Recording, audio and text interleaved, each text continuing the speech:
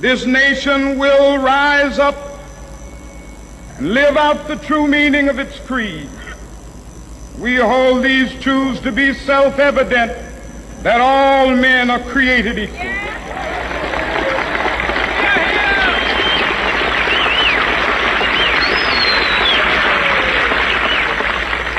I have a dream that one day on the red hills of Georgia, the sons of former slaves and the sons of former slave owners will be able to sit down together at the table of brotherhood. I have a dream that one day,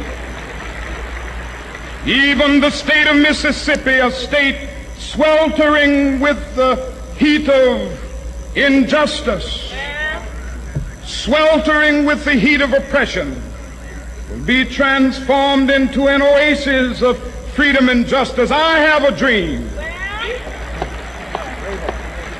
that my 4 little children will one day live in a nation where they will not be judged by the color of their skin, but by the content of their character. I have a dream today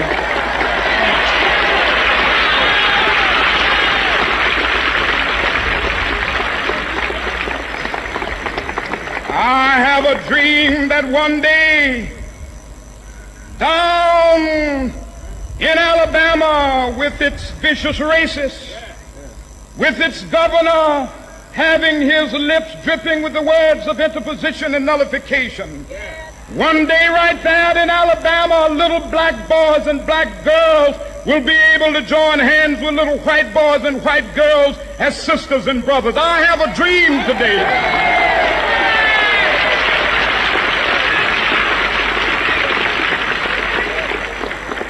I have a dream. When the stakes are high, the debates get hotter. When the issues demand clarity, we bring the fire. Welcome to Crossfire. Crossfire, where politics meets perspective, where issues are dissected, and where no topic is off limits. From the corridors of power to the pulse of the streets, we break down the politics, the controversies, and the decisions that shape our nation. Join Dr. Tony Olisa Mbeki as he puts guests on the hot seat, drilling them with the tough questions, demanding the hard truths, and leaving no room for half measures. Get ready for fearless conversations and uncompromising analysis. Crossfire, exclusive on Udala 104.7 FM Onitsha, every Saturday from 9 a.m.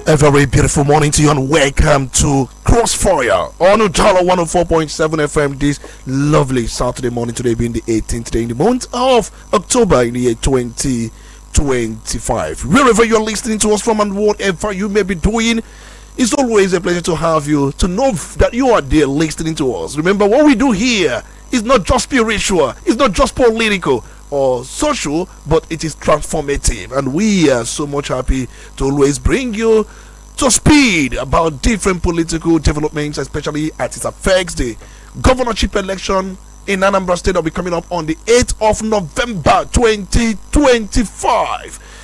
It's a pleasure to welcome you once again. My name is Dr. Tony Olisa Mbeki, the Honorable Speaker, and as usual, we have a guest. We're going to be having two guests, and it's going to be a marathon this very morning, and it's 6 minutes down the hour of 9 here in the city of Onitsha, Anambra State, Southeast Nigeria. You are welcome. It's also 6 minutes down the hour of 4 p.m. in China, 6 minutes down the hour of 5 p.m. in Japan, 6 minutes down the hour of 5 a.m. in Sao Paulo, and also 6 minutes down the hour of 10 a.m. in Johannesburg, 6 minutes down the hour of 8 a.m. in Ghana. Wherever you are listening to us from, it's a pleasure to welcome you.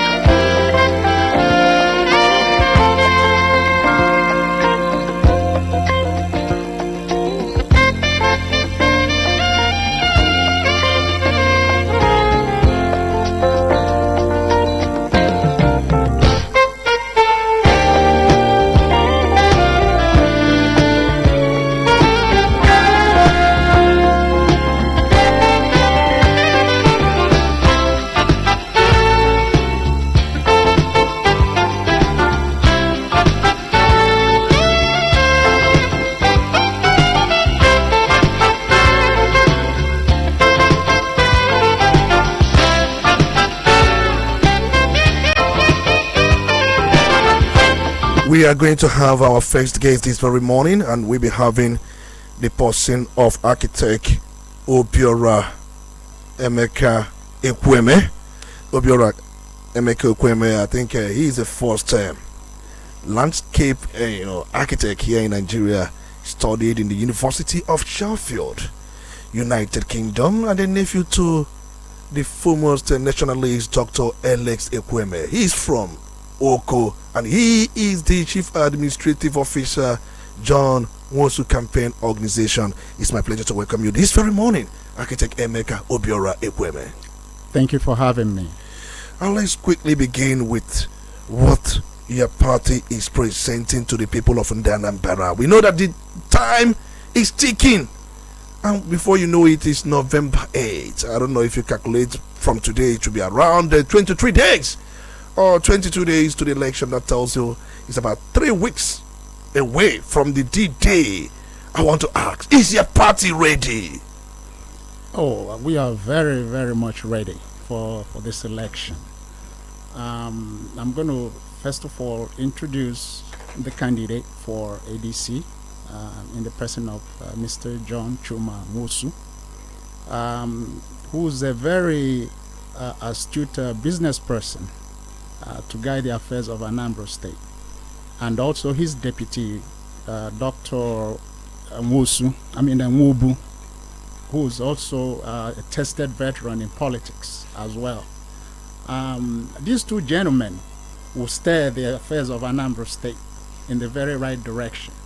Right now, ADC is a coalition party, and Anambra, please, that's a party that we all should vote for, because it stands for integrity, it stands for uprightness, and it stands for credibility, in the sense that these two gentlemen are credible, very, very credible human beings. John has been in business for over 31 years, running his own business. Ubuka as well has been, Nwosu has also been in politics for over 10 years or more, being the head of one political party.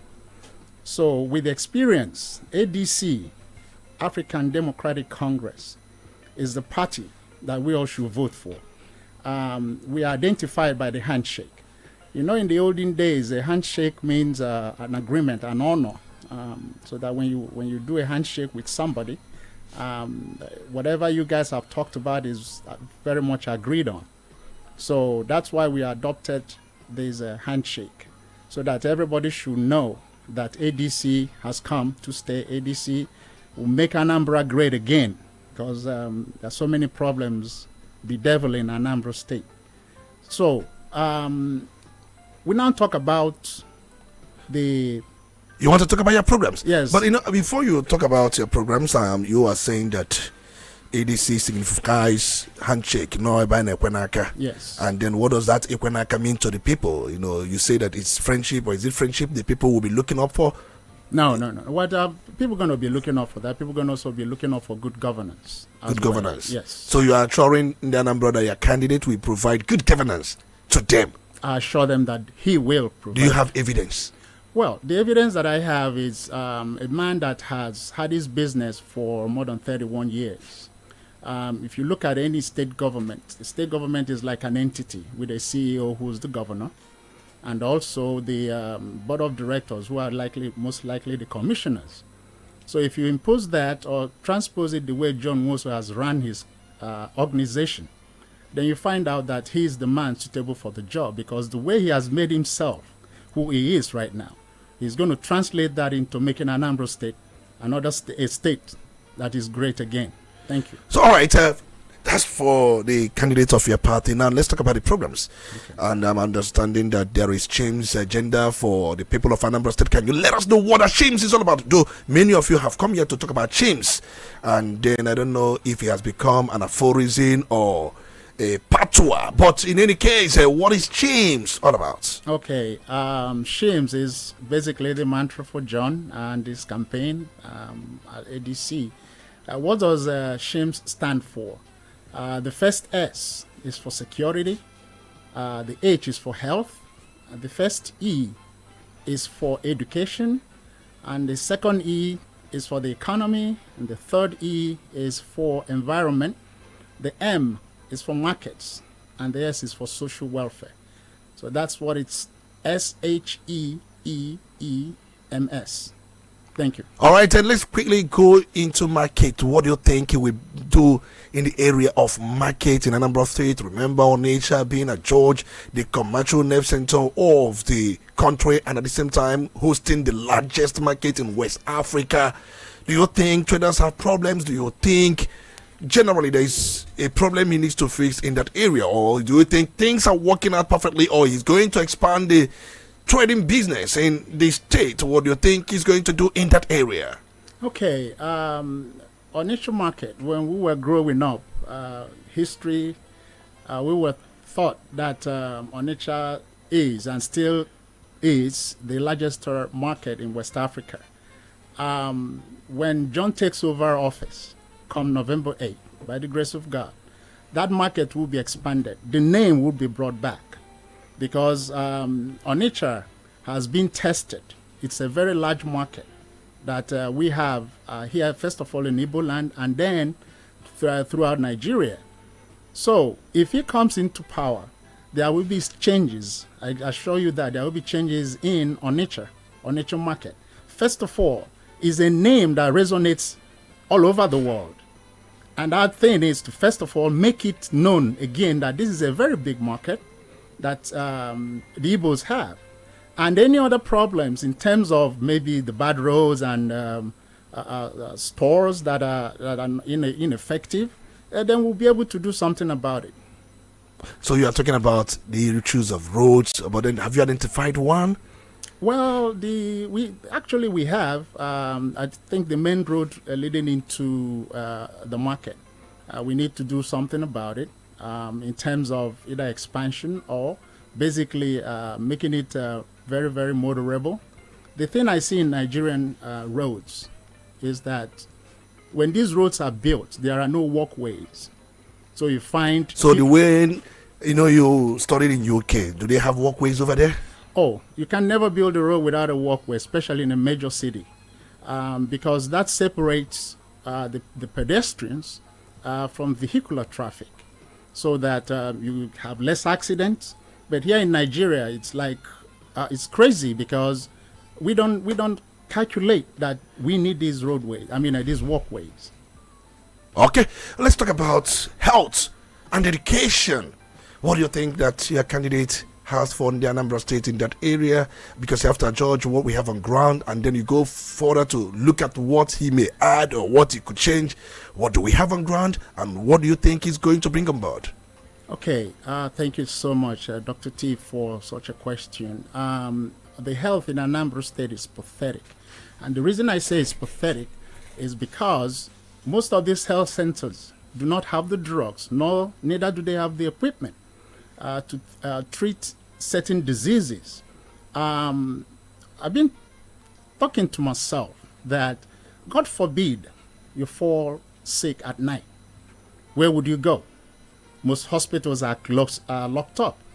So if John comes in, he will make sure that health centers are equipped, not only with equipment, but with drugs and qualified personnel. Nigeria has doctors. Igbos have doctors. If you go to the United States, you'll find out what Nigerian doctors are doing, especially Igbo doctors. So we need to do something here in terms of the health for the masses. And also, there is no cancer diagnostic center here. There are various cancers that human beings are afflicted with one time or another. And there are no proper hospitals here that can actually handle such a thing.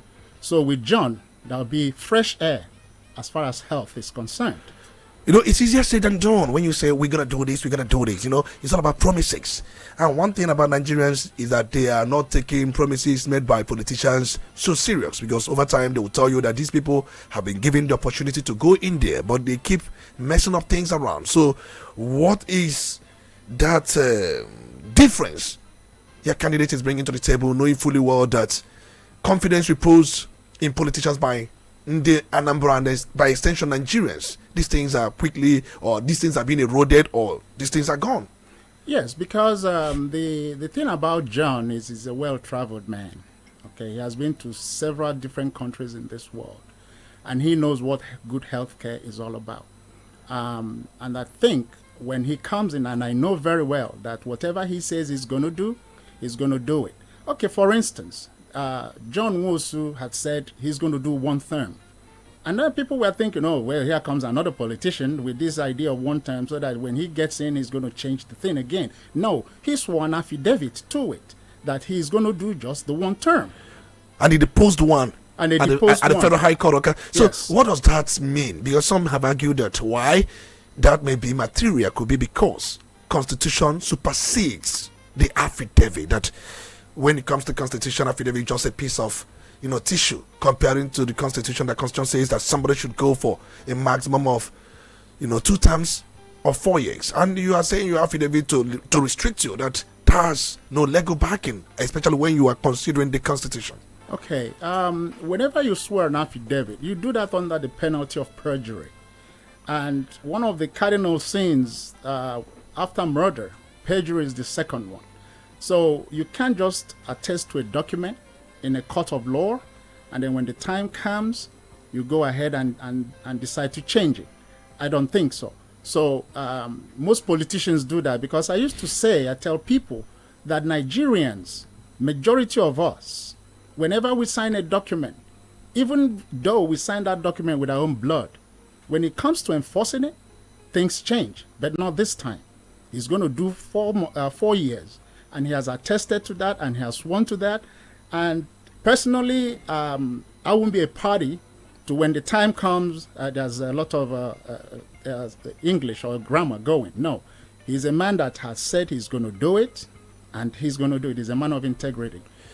All right, he's a man of integrity. Let's look at the area of education, and then possibly we bring the issue of other things he's talking about. He's talked about social security, and then let's talk about security. Okay. Whether he can also improve the security we have on ground. But people will tell you that we have security in Anambra State as if you had to compare it with other states, and if you had to compare it with general security in the country, that Anambra State seems to fare better. But do you agree with that? That is the first question. And secondly, do you think that there is another thing that could be done in that area? The point remains that can he attract investment, foreign direct investment in Anambra State, and what could be possibly the foreign direct investments you or he may be looking up for? Okay, thank you, Mr. Dr. T. People say there's security in Anambra State. I beg to differ, because this state is riddled with security issues. Way back in the 80s, 90s, probably late 2000, I mean, you could stay up doing your business 9 p.m., 10 p.m., almost to midnight. But this time around, you can't do it. You just cannot, because the security is horrible, and we need to do something about it. Every day, we have issues in terms of unknown gunmen, people that are not supposed to be here, terrorizing Anambra State and Anambrarians. So the security situation, when people talk about it and say, okay, oh yeah, the security is good, no, it's not. Because, for instance, where I come from, every day the army patrols the area. If security is that good, we wouldn't be having Nigerian army on our streets.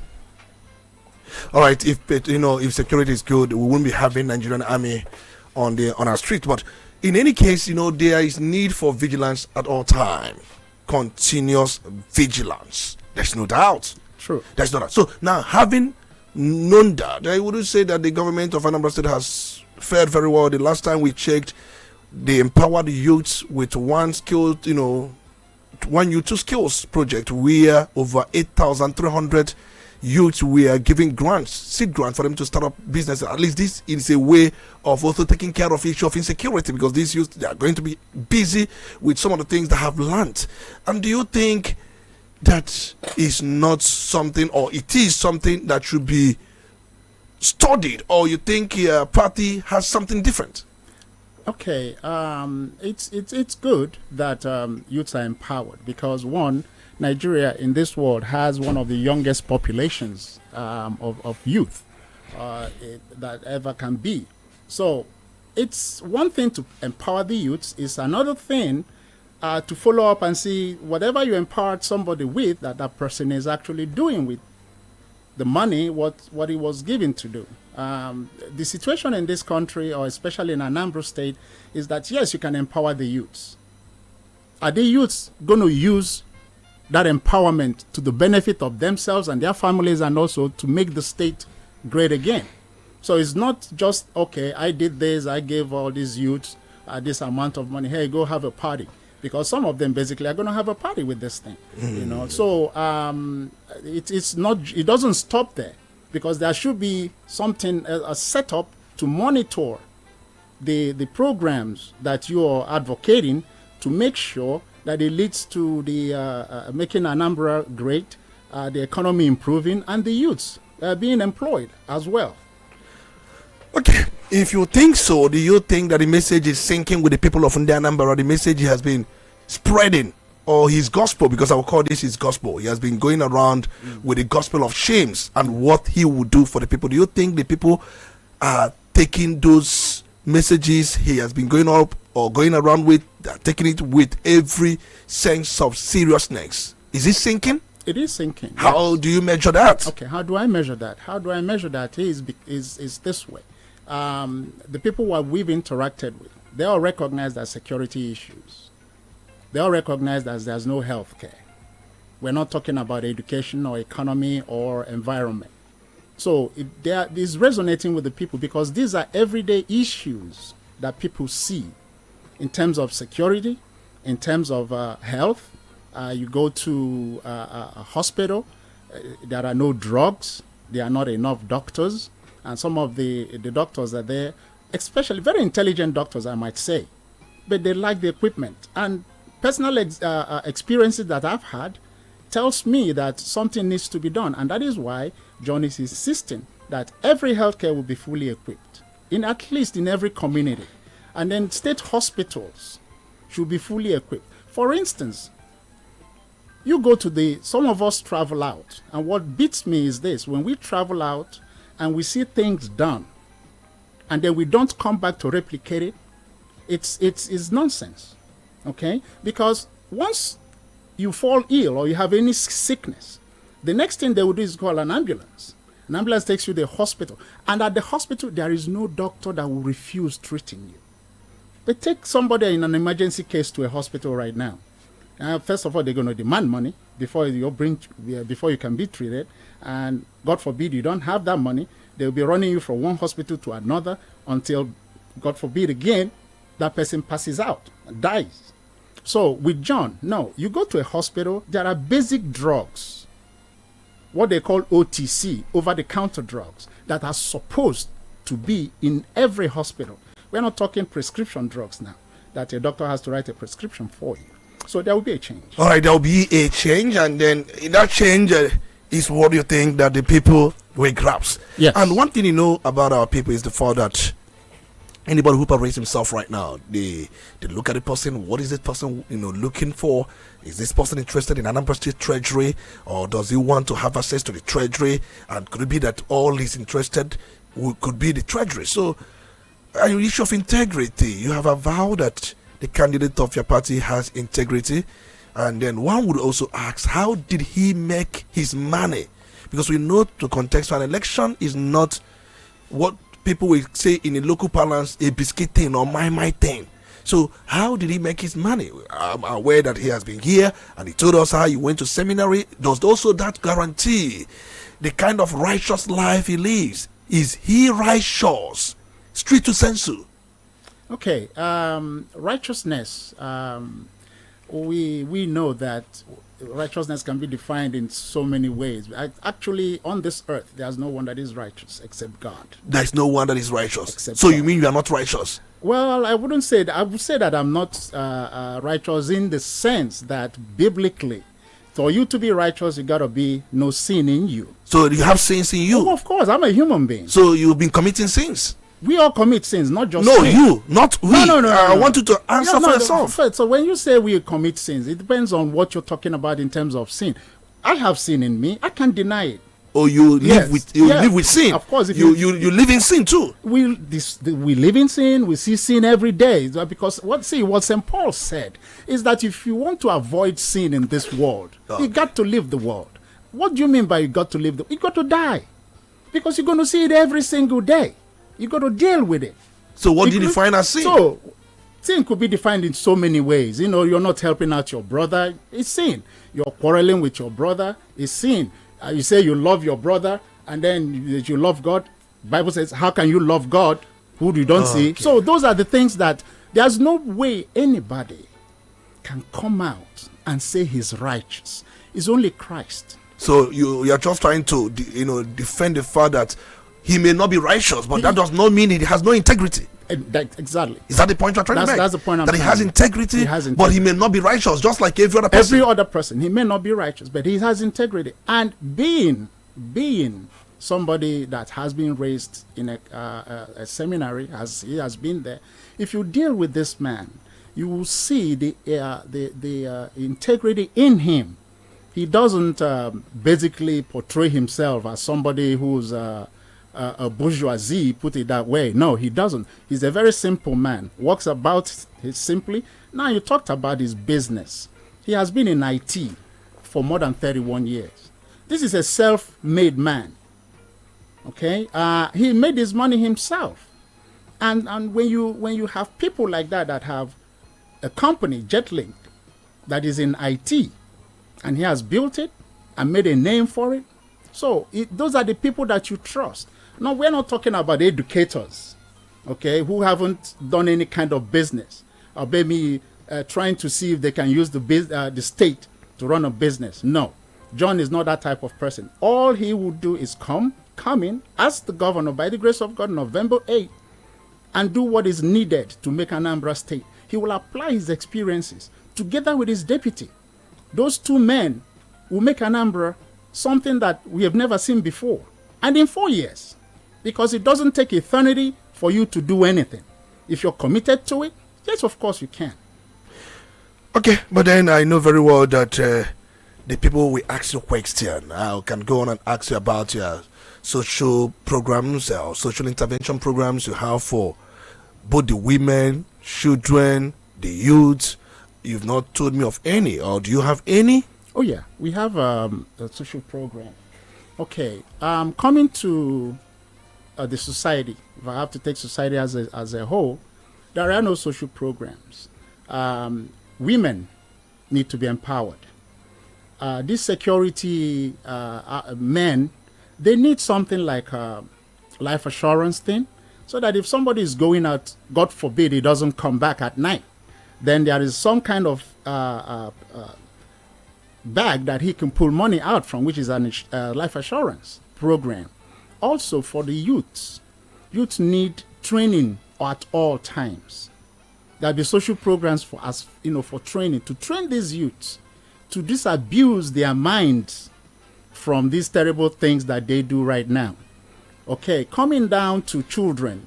You see, overseas, the reason I revere overseas a lot is because a lot of us been there and we've learned, and we've come back to apply those things here in Anambra State, in particular, Nigeria in general. We have daycare centers. We have homes for the elderly that people can put their elderly in, and the government pays for some of them as well. So if we look at all these things, now we'll find out that the social program is what John believes in, that people will be taken care of in terms of whatever we can give you to support you, support your business, support the markets, and all that. Has he those things already prepared, or when he gets in there, he will start to think on those things? No. The question is, how ready is he? Because you won't be telling people, when I get in there, I'll do this. It's all about unleashing, marshalling out those plans, because people will scrutinize the plans and then see the viability of the plan. So if you are saying he's going to support business, he's going to support this, he's going to support that, is that under any acronym or under any platform or under any project or scheme? So one can look at it and say, oh, he is prepared, and maybe he knows what he's doing. Yeah, of course he knows. That's why he came out with Shims. Okay, he has outlighted. I know he's been here and spoken for himself what Shims is all about. He's not a man that is going to walk into Anambra State government house and begin to think, how am I going to do this, or how am I going to do that? No, he's already thought about it. So all we are going in is we hit the ground running. That's what we're going to do. And also, he's not a man that is going to go there to amass wealth. He's already wealthy. All he wants to do is to make Anambra a state like no other state in Nigeria. Okay, it's time for us to open the phone lines and then listen to what people have to say or what they have to ask you. Remember, this is Crossfire on Udala 104.7 FM, and I'm still your honorable speaker, Olisa Mbeki. We have in our studio this very morning the Director of Administration, John Chumanwosu Campaign Organization. And remember, John Chumanwosu is a candidate of African Democratic Congress, and we have architect Obiora Emeka Ekweme, who is from Oko, and then who studied architecture in the University of Sheffield, and then he has made his name in that very field. But we are talking about politics this time around. So what question do you have for him? And he's here with us, and he has come here to speak for his principal, and his principal is John Chuma Nwosu. You have these lines to call for you to ask your questions: 0803 221 6973 or 0803 827-6694. The other questions we have for him, but we also want you to come in at this point, and then we can also proceed and then journey along. Good morning, you're welcome. It's good to have you. Good morning, sir. Dr. Olisa Mbeki. You're welcome. It's good to have you. The guests in the studio, you are welcome. You're welcome. Thank you very much. Opike from Obusia OC. Please go on. Yes. First of all, I go for righteousness' sake.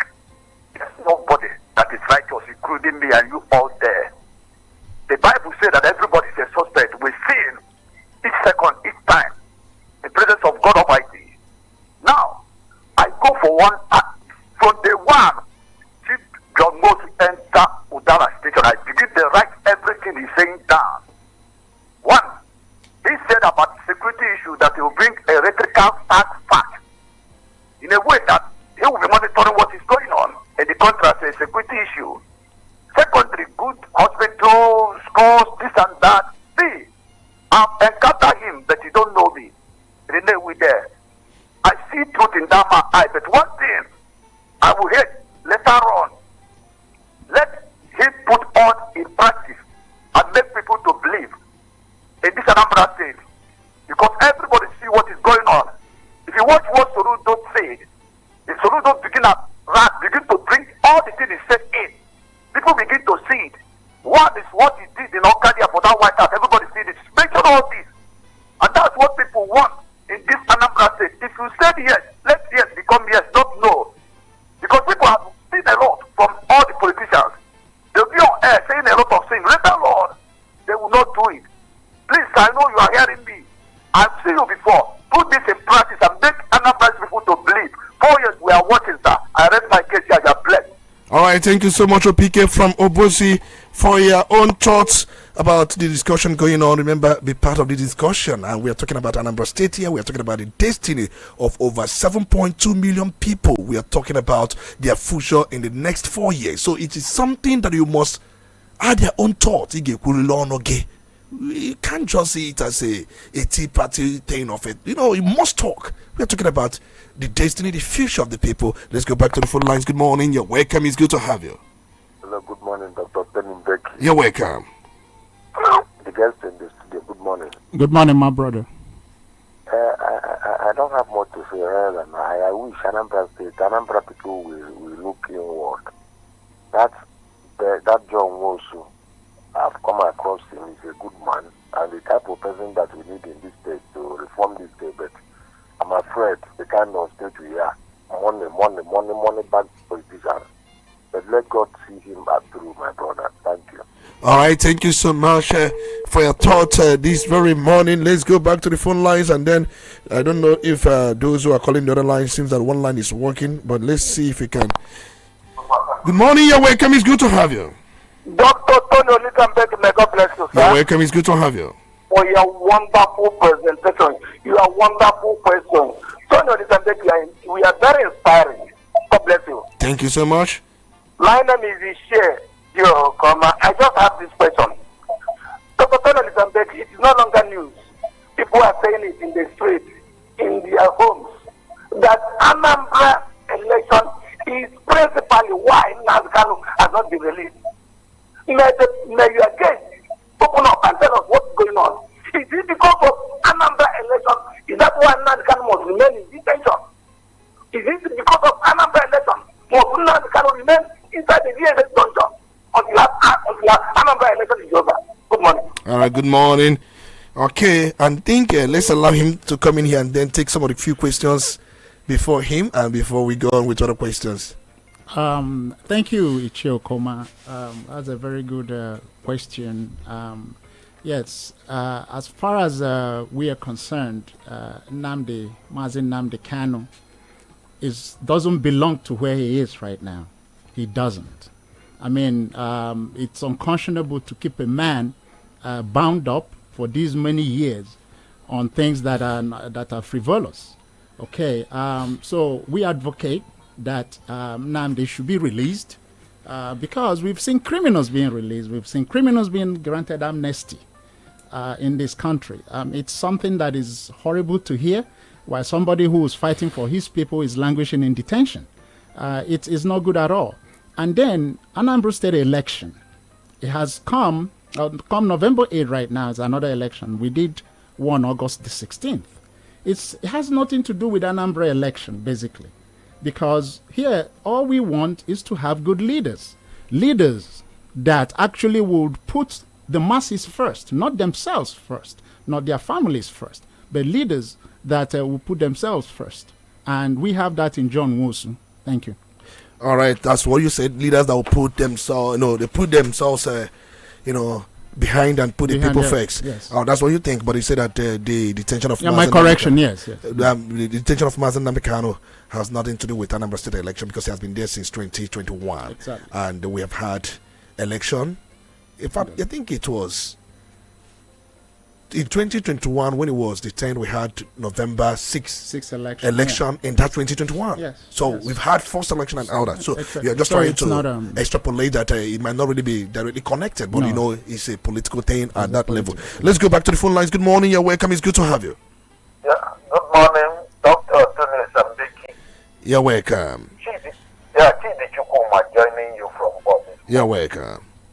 Yes, my regard to our guests in this studio. You're welcome. Good morning to you. Thank you very much. Good morning. Yeah, thank you for coming to us. Thank you, True. But I want to ask just a question. Okay. You see that your party have never organized any mega rally in Anambra State. I don't know. Do you think that you are a real contender, or are you just a pretender? Because of the Apuga is going from town to town, organizing very, very mega rally for this party. But I haven't seen your party doing the same at all. And also, do you think that the 4 years is enough for your principal to achieve all this agenda that you have set? Good morning. All right, quickly take on this. Talking about mega rally. Have you had one? And where was that? And then you think you are contender, serious contender. I think last time we were here, I remember one of your campaign coordinators saying that they have just only APGA to contend with in this election. They're just contesting this election only with APGA, that other parties are not in this race. I don't know whether you're going to re-echo what he said, or do you see yourself as a serious contender, or you are contesting this with APGA or other parties like Labour, APC? He dismissed all of them, saying they're not in the race. I'm talking about Obianyo. You know him. Yes, he was the one that made that very statement. Yes, and the man is dead correct. The only party that we are facing right now is APGA. The others are just there to make noise.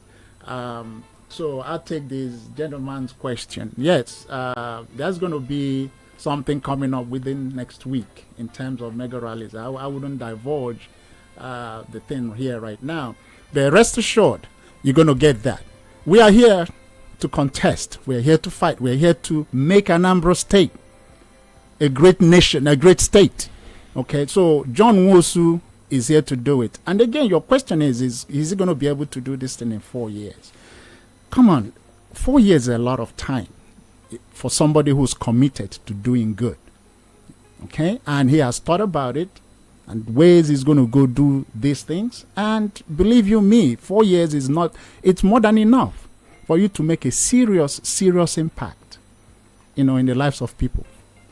All right, 4 years is enough for you to make serious impact, but it depends on the level of the impact. But he says it's going to be serious. Hello. Good morning, you're welcome. It's good to have you. Wonderful morning to you, Dr. Olisa Mbeki. You are welcome. Thank you so much. The guest at the studio. Good morning. Good morning, my brother. Honorable Dick, and I'm ringing you from Onitsha. Let me go straight to my question. I don't know why that our politicians, all of you people, is keeping quiet. Demolition of Igbo's property is ongoing in Lagos. And I spotted Abaribe, His Excellency Mr. Peter Obi, Tony Moye. I also saw Victor Mayor and other Yoruba elite. What is going on? Even our governors, our senators, some of our senators, House of Reps, why are they keeping quiet? Are they endorsing the demolition? Are you people endorsing? DK, has this to do with Anambra State gubernatorial election? Has it to do with Anambra State gubernatorial election? You're talking about those elected already. It has a lot to do because Anambrarians also owns property there, and some of them have their brothers or their sisters down here. They have to vote. Are you getting it? So he has a lot. Even the case of Mazen Namde, can look at what the report by Nigerian Medical Association. Okay, coming up with a report that Namde can now which ill health is not life threatening. Now tell me, which ill health is not life threatening? These people are, Can we narrow this discussion on Anambra State gubernatorial election? Leave Namde down for now. What I'm trying to say is this: for Anambrarians to come out and mass to vote, because people are seeing most of these politicians as accomplices to what we are going through. Don't you think this leads us to have a voter anarchy? Or Dr. Tony, don't you think so? Because people are not seeing these politicians as an accomplice to what is our plight. So can they, open up their, look at their northern counterparts, the way that they're engaging the bandits, with the amities, with the ESS, with the police. When it comes to us, all of them is keeping, these are people that are going to represent us, even to the guests at the studio. Your principal needs to speak out. Look at what Shore is doing today. Okay, what Shore is doing, does it concern about the Igbos? Yeah, the Igbos are behind. So I don't really get it. So I would like your principal to come out boldly and condemn most of this ill treatment against these right, thank you so much. Let's take this call before you come back to react to this. Good morning, you're welcome. It's good to have you. Oh, Good morning. you're welcome. Olisa Mbeki. You're welcome. Good morning, my guest. Good You're morning. welcome. My name is Honorable Chimobo. I come from Agruzibo. You're calling from Aguluzibo Chimuba Ume. Please go Yeah, on. thank you. There's something I want to say because I like the way they get analyze some certain things here. But there's a question I want to ask here. Like, after being in Anambra State for over 20 or so something years here, and they have a vision of 2050 and 2070 here. But then we only see the governor of Anambra, they sort of being actualizing it small, because they have the better manifesto. Now, I want to ask, is this what you said here are the part of your manifesto? Because I want you to put more like it, because it's very actually the question, but I know how you just jump some of them, because if this your manifesto will last only for 4 years, how will we, Anambarians, enjoy it? That is what I want to ask back. Thank you.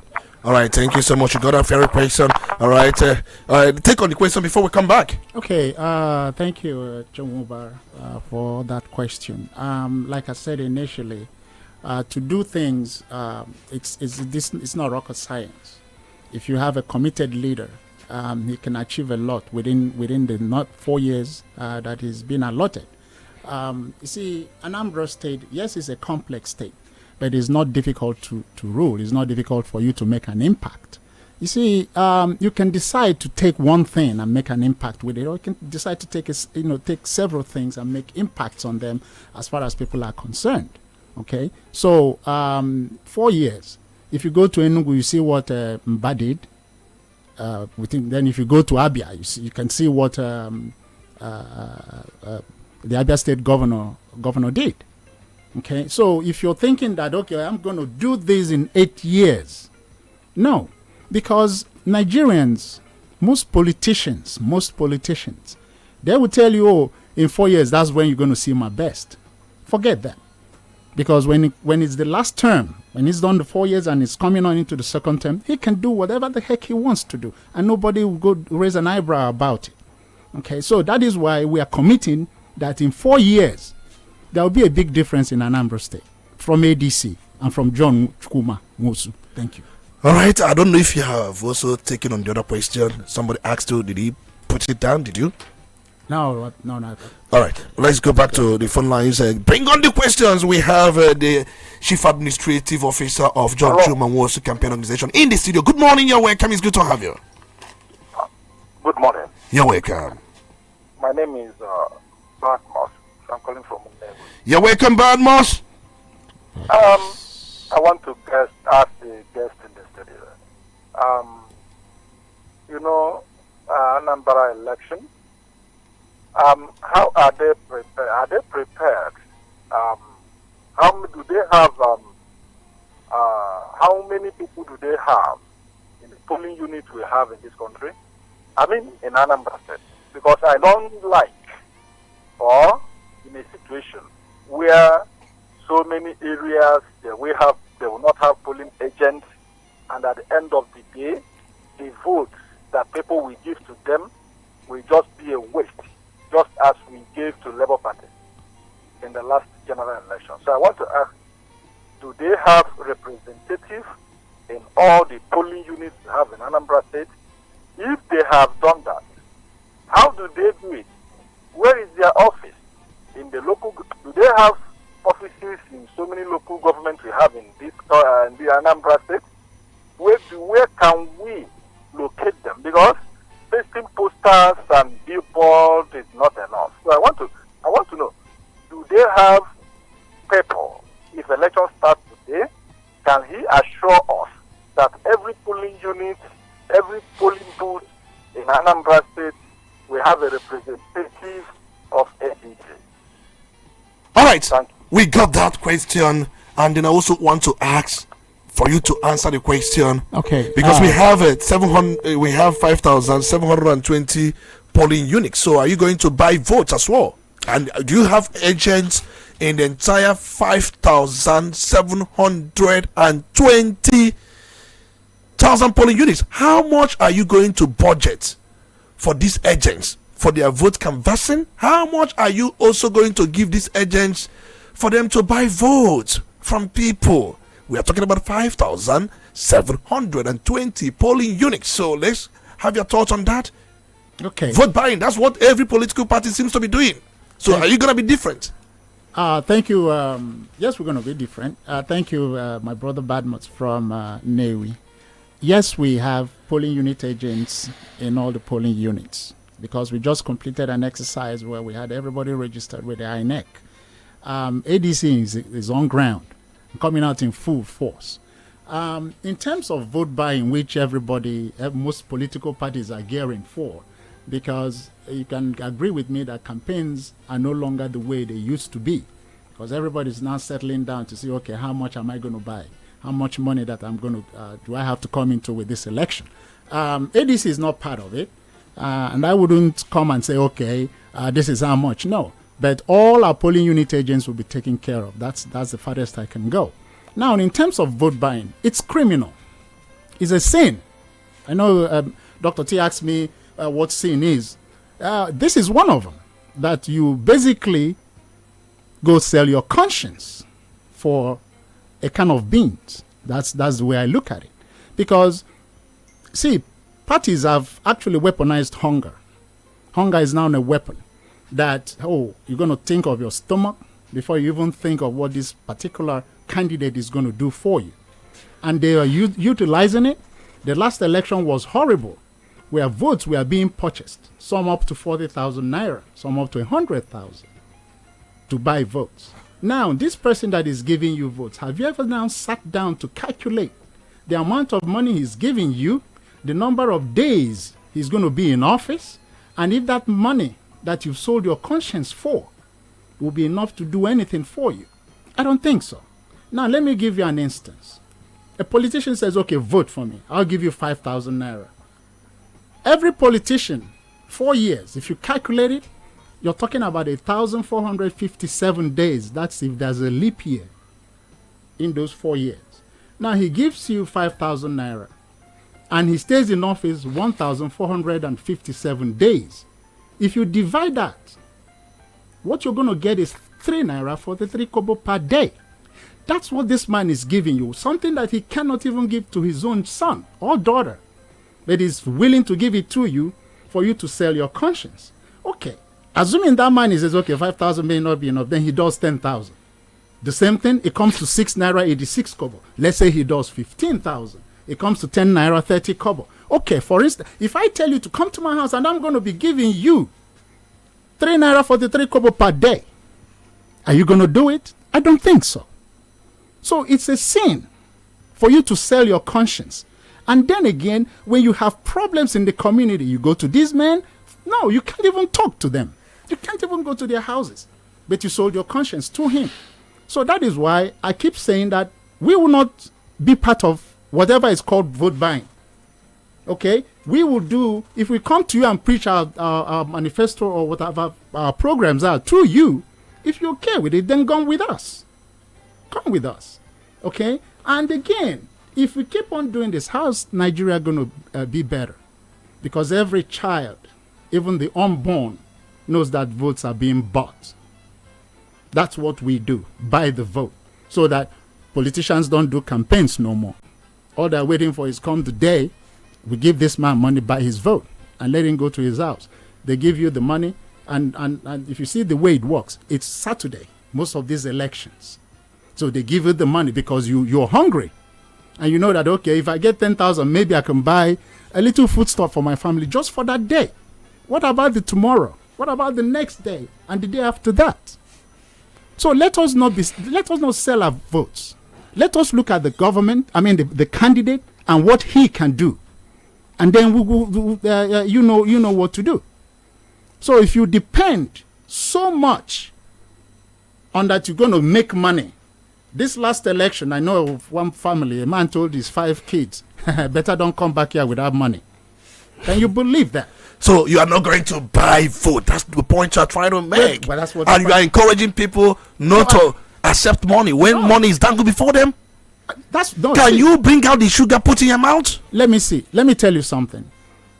always that somebody's going to bring money, definitely. Okay? But what I'm saying is, if you look at all these parties, ADC is the most credible. And I'm not saying, Igbo land, people don't refuse money. Yes, if somebody gives it, don't refuse. But vote your conscience. That's what matters. So they can collect the money and vote their conscience. Vote their conscience. So collecting the money is not a sin. No. What I'm saying is, if the person comes to you and says, okay, this is what you need, I'll give you money to buy your vote. No, it's a sin. It's a criminal offense because Constitution abhors it. So we don't need to do it. Thank you. All right, let's go back to the phone lines. It's getting interesting, so you have to really come up. He is taking on our questions, and then we are bringing the Christian faith aspect of it right in there. Good morning, you're welcome. It's good to have you. Hello. Good morning, you're welcome. You're welcome. Yeah, I'm greeting the architect in the building. Good morning, sir. Good morning, my brother. Good morning. Yeah, my name is Gerald. I'm calling from Onitsha here. Actually, John Chumawosu, I've not really known him, but hearing your program, I heard some people saying that he's a good man. But sometimes all these good people ends up being corrupted. We need somebody like Alex Oti. He is an ambassador. Alex Oti, we go to Abia State, you see a lot of good things that man have done in that state. So, but Soludo, I don't know, honestly. Are you there? Anambra State is centered on business. And you need to see how much this man collects on tax.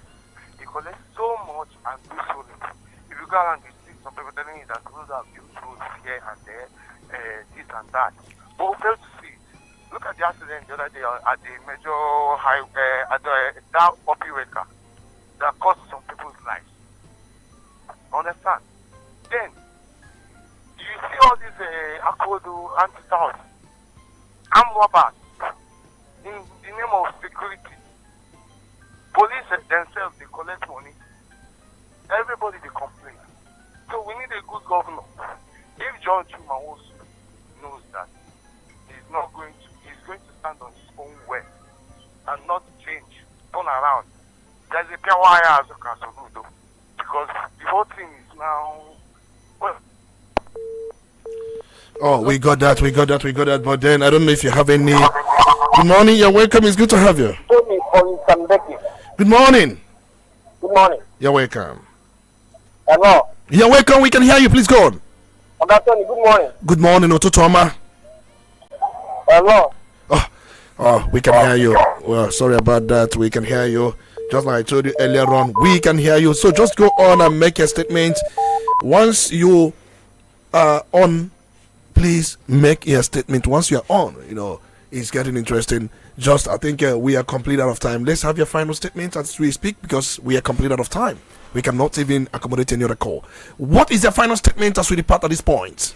Thank you, Dr. T. My final appeal to Anambrarians is that we all should vote ADC. ADC is a party that, like I said in my beginning statement, that will make Anambra State great again. John Nwosu is a credible candidate with his deputy, Dr. Ndubisi Mwobu. These two gentlemen are very credible people that you and me can believe in. Sometimes they say that talk is cheap. Something else works. I wouldn't say that on air. But these are men that believe when the words drop out of their mouths, take it to the bank. It's what they're going to do. So please vote for ADC. And our symbol is the handshake. And I kind of explained what a handshake means, that yes, you are acceptable. Yes, we are brothers. We're sisters. We agree on one project. And that project is what John Chumawosu is all about. ADC, Kwemnaka. ADC, Kwemnaka. ADC, Kwemnaka ka Anambra State Megene, Anambra State Chake Dalon. All right, thank you so much. Why you kwena the naka?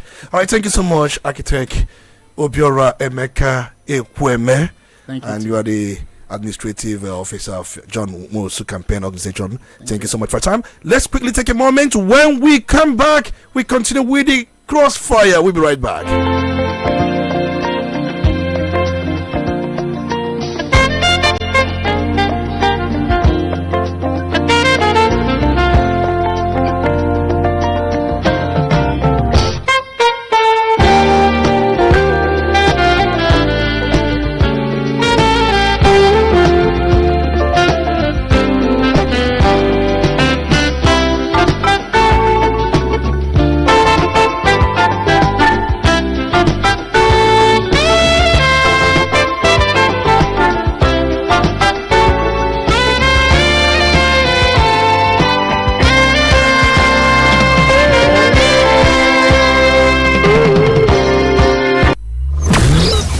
stakes are high, the debates get hotter. When the issues demand clarity, we bring the fire.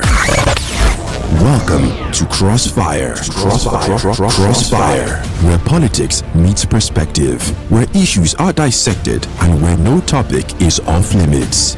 From the corridors of power to the pulse of the streets, we break down the politics, the controversies, and the decisions that shape our nation. Join Dr. Tony Olisa Mbeki as he puts guests on the hot seat, drilling them with the tough questions, demanding the hard truths, and leaving no room for half measures. Get ready for fearless conversations and uncompromising analysis. Crossfire, exclusive on Udala 104.7 FM Onitsha, every Saturday from 9 a.m.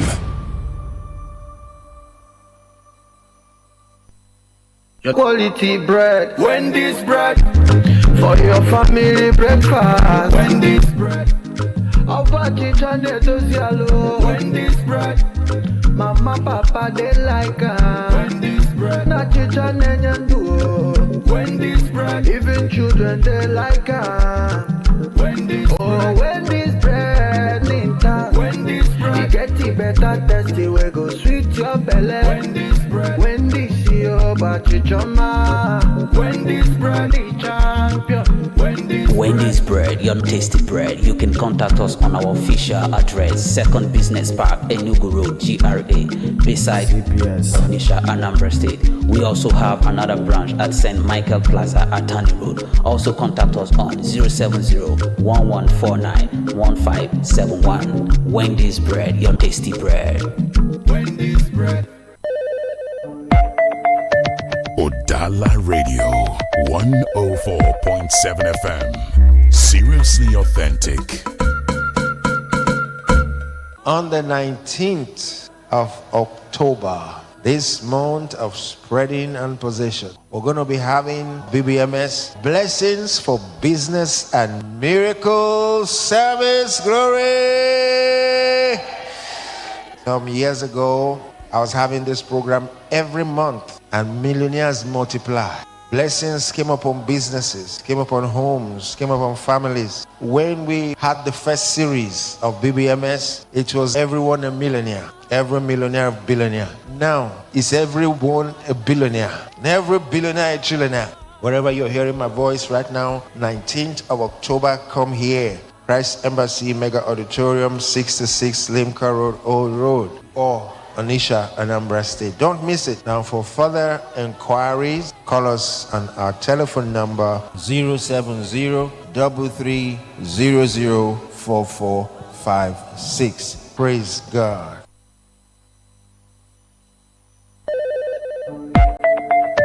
Udala Radio 104.7 FM. Seriously authentic. I say to you today, my friend,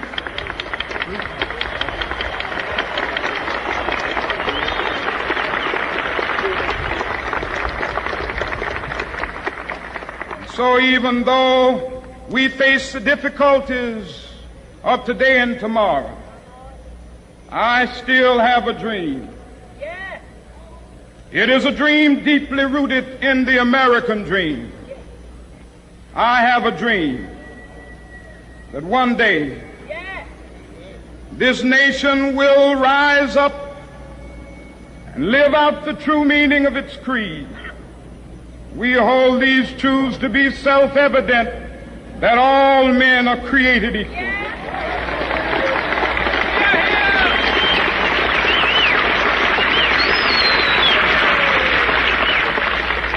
I have a dream that one day on the red hills of Georgia, the sons of former slaves and the sons of former slave owners will be able to sit down together at the table of brotherhood. I have a dream that one day, even the state of Mississippi, a state sweltering with the heat of injustice, sweltering with the heat of a... When the stakes are high, the debates get hotter. When the issues demand clarity, we bring the fire. Welcome to Crossfire. Crossfire, where politics meets perspective, where issues are dissected, and where no topic is off limits. From the corridors of power to the pulse of the streets, we break down the politics, the controversies, and the decisions that shape our nation. Join Dr. Tony Olisa Mbeki as he puts guests on the hot seat, drilling them with the tough questions, demanding the hard truths, and leaving no room for half measures. Get ready for fearless conversations and uncompromising analysis. Crossfire, exclusive on Udala 104.7 FM Onitsha, every Saturday from 9 a.m.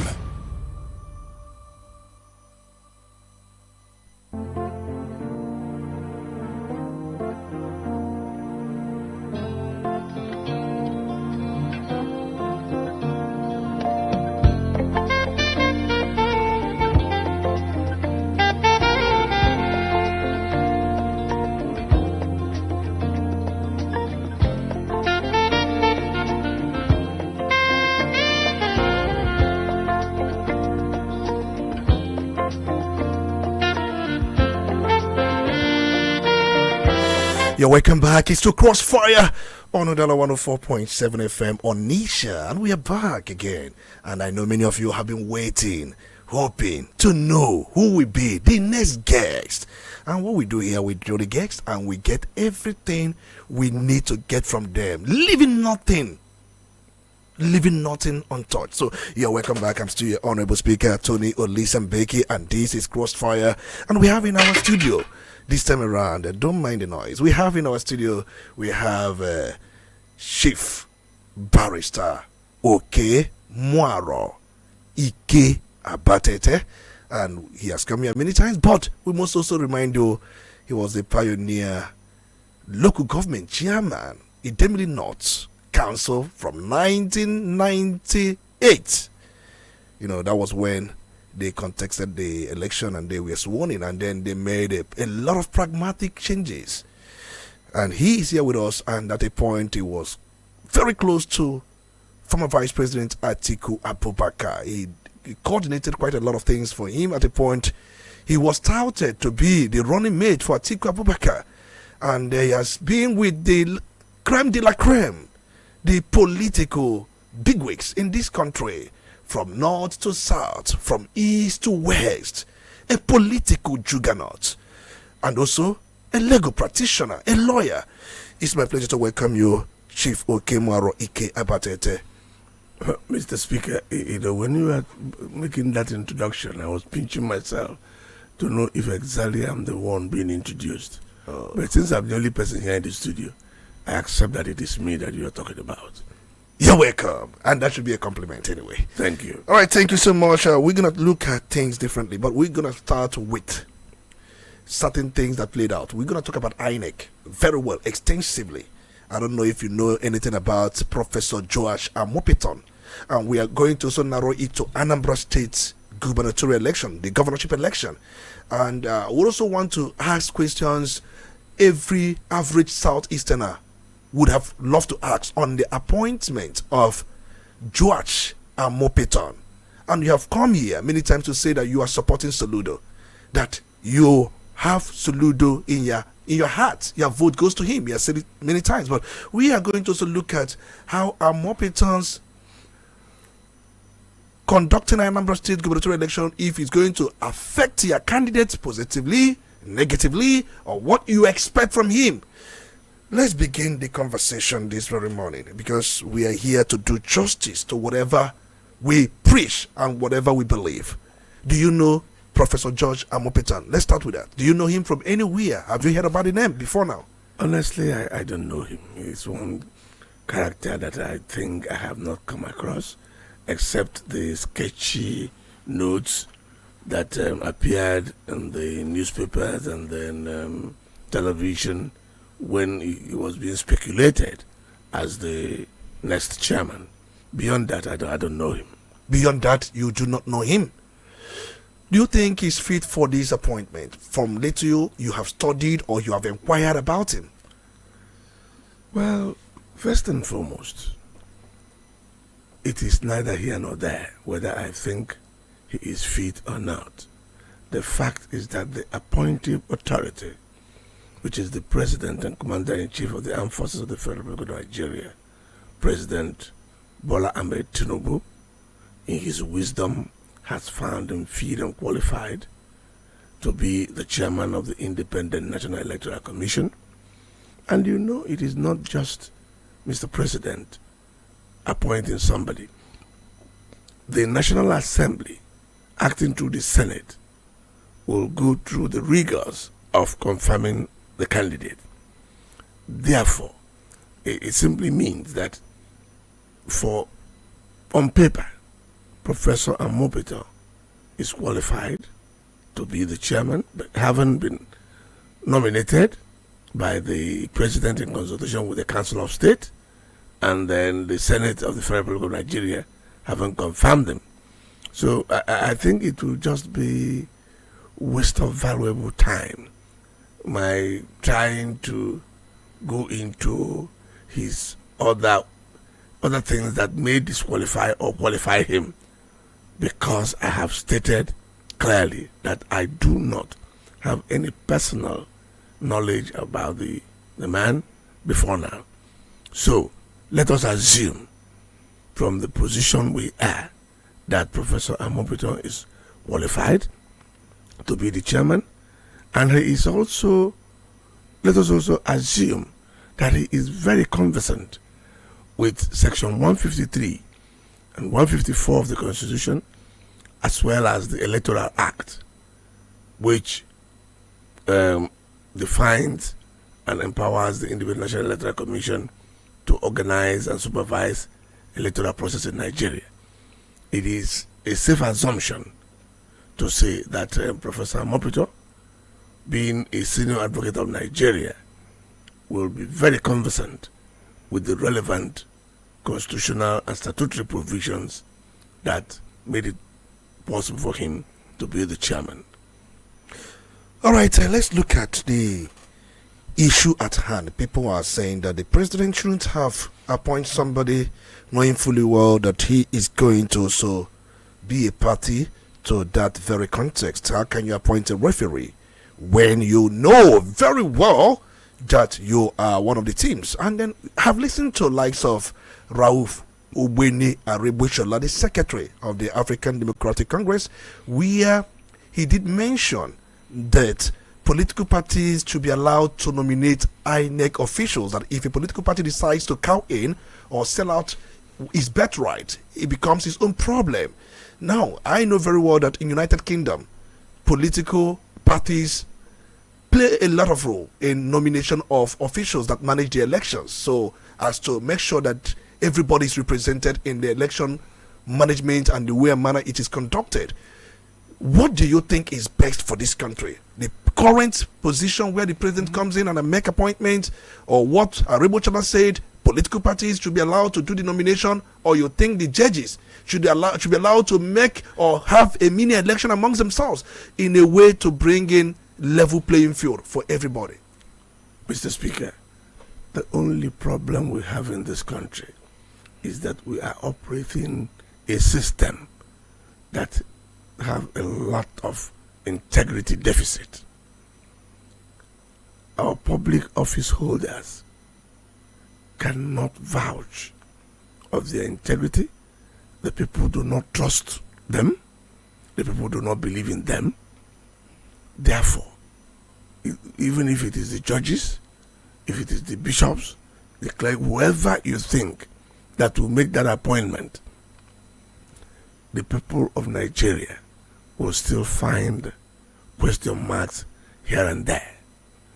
As far as I'm concerned, what Arebochola said has a lot of merit, because it is the political parties that are going to be the direct victims or victors of the actions of an INEC chairman.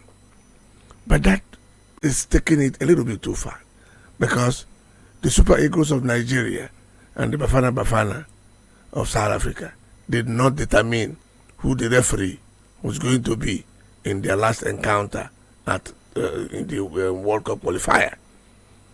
The only problem I have is that when people are elected to high offices, where they are supposed to live above board, the good book tells us that the Caesar's wife will not only be above board, but will seem to be above board.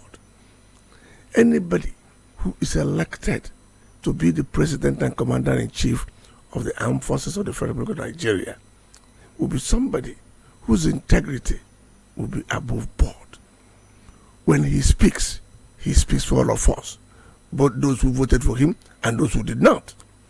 His actions and inactions will speak to the realities of Nigeria. That is to say, that the president should be seen as the bearer of that common will. Everything concerning Nigeria that is good should be embedded in the person of the president. So when a president makes a nomination, it does not matter that he's going to be a beneficiary of whoever he appoints. But it is not this president that wrote the Constitution. The Constitution was there. They didn't know that Tinubu would become president when they wrote it. So Tinubu is here today. The beauty of constitutional democracy is that a lot of things are predictable. You and I know before now that Tinubu is going to appoint the next INEC chairman. What you and I will now look up is this man appointed by the president, will he justify the confidence of Nigerians? Because the president, once he makes that appointment, becomes functus officio. The INEC chairman and the commission he supervises, for all intents and purposes, in the conduct of their business, in the conduct of their office, is supposed to be independent of any authority or any person in Federal Republic of Nigeria. Not even United Nations, not even the National Assembly can direct the INEC chairman and the commission on what they should do. And as far as the letters and the spirit of the law is there, the INEC is supposed to be independent. And that was why the word independent was clearly and copiously written in the name. After all, we used to have a National Electoral Commission in Nigeria before. But this particular one became a peculiar situation where the Nigerians, in anticipation that certain shenanigans do go about, decide to say, this INEC, this body should now be independent. And it became Independent National Electoral Commission, as distinct from National Electoral Commission, which can be toyed with. And you know, the INEC is a creation of the Constitution. By the third schedule of our Constitution, it clearly outlines and defines what role the Independent National Electoral Commission will play. So, it is a matter of trust for us as Nigerians to now look up to the new man and said, Professor Amopito, Senior Advocate of Nigeria, the wishes of 200 million Nigerians and 140-something million voters in Nigeria are resting on you. They believe that you are here to do a good job. They believe you are coming from a background of integrity, a background of knowledge, a background of competence. Because many a time, integrity and competence meet. When a man is competent and courageous and understands the basics of his appointment, he may be a partisan, but in doing that his job competently, the partisanship, which is a form of lack of integrity, will be suppressed.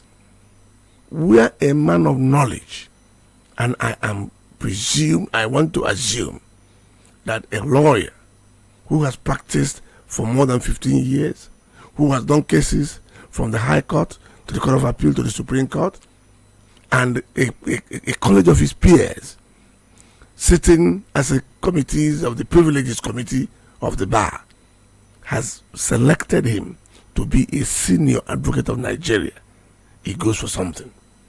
Therefore, Omopito is the first senior advocate of Nigeria to sit on that seat. There's a lot of things going in with this appointment.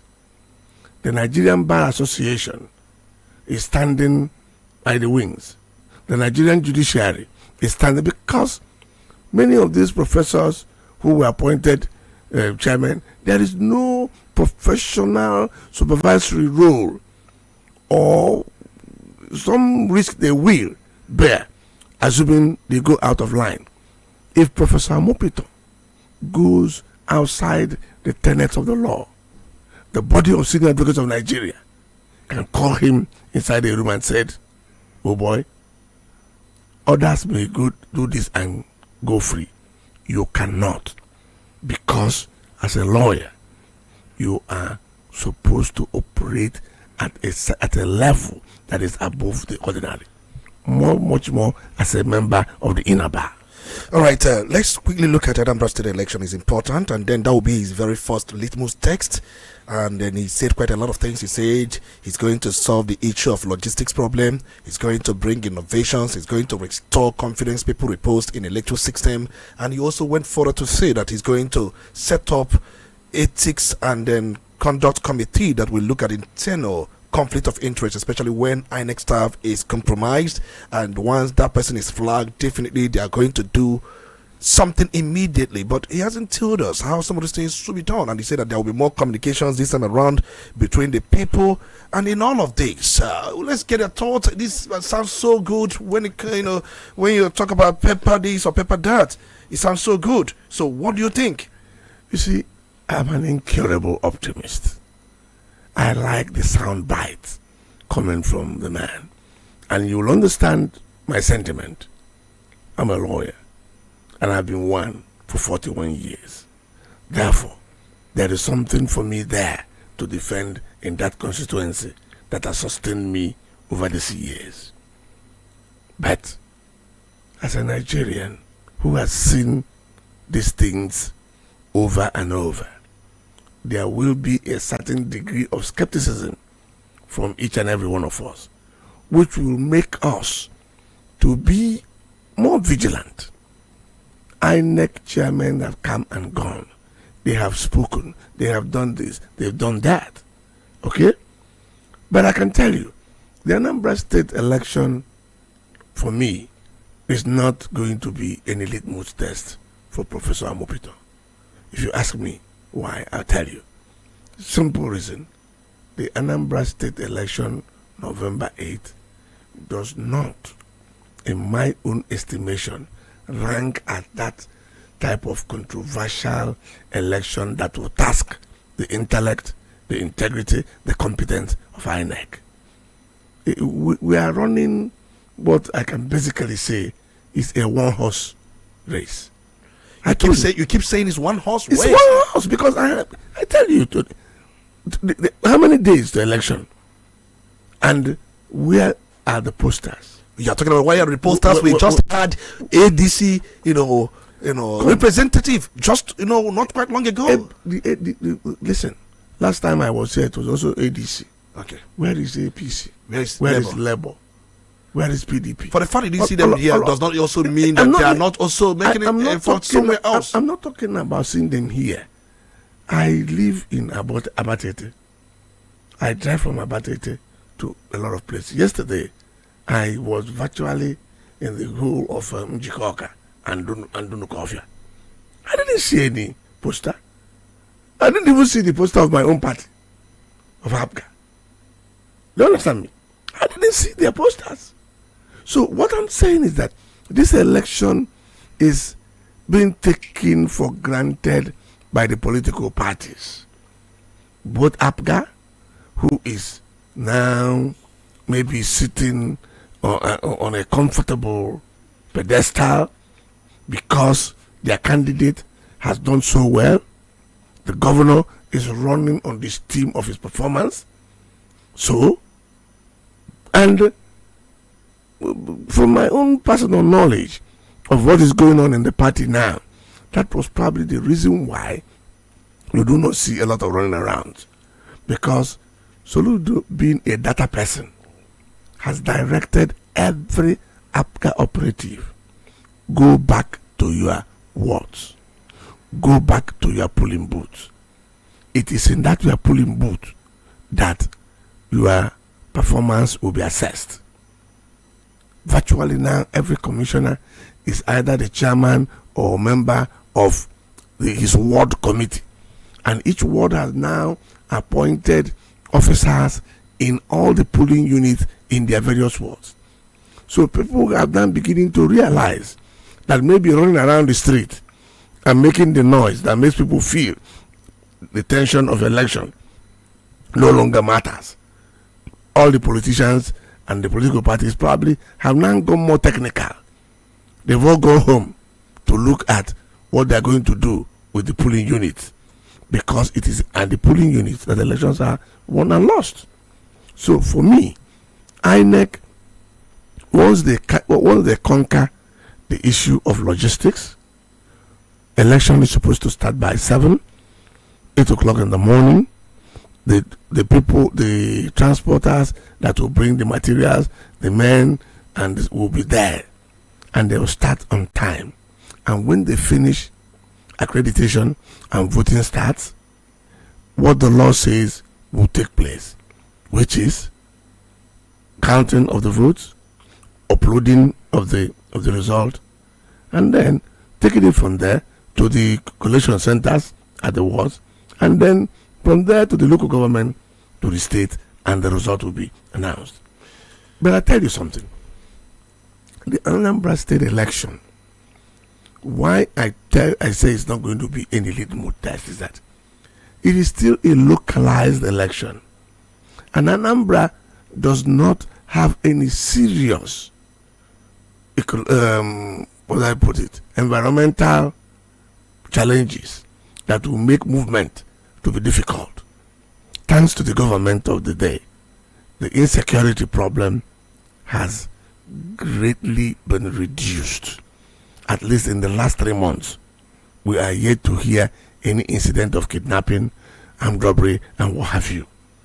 And be that as it may, it means that the people will go about their normal businesses on the election day, go out to their polling stations and vote. So once INEC will be able to get the transportation of the men and material to the polling locations, you can now be sure that they will do what is needful. And then Anambra State is a very peculiar and unique state. Anambra is not a state where you can go to dominate or anybody or intimidate them. I don't know a ward in Anambra that does not have a strong man that will stand and resist police or army intimidation. It's not in Anambra.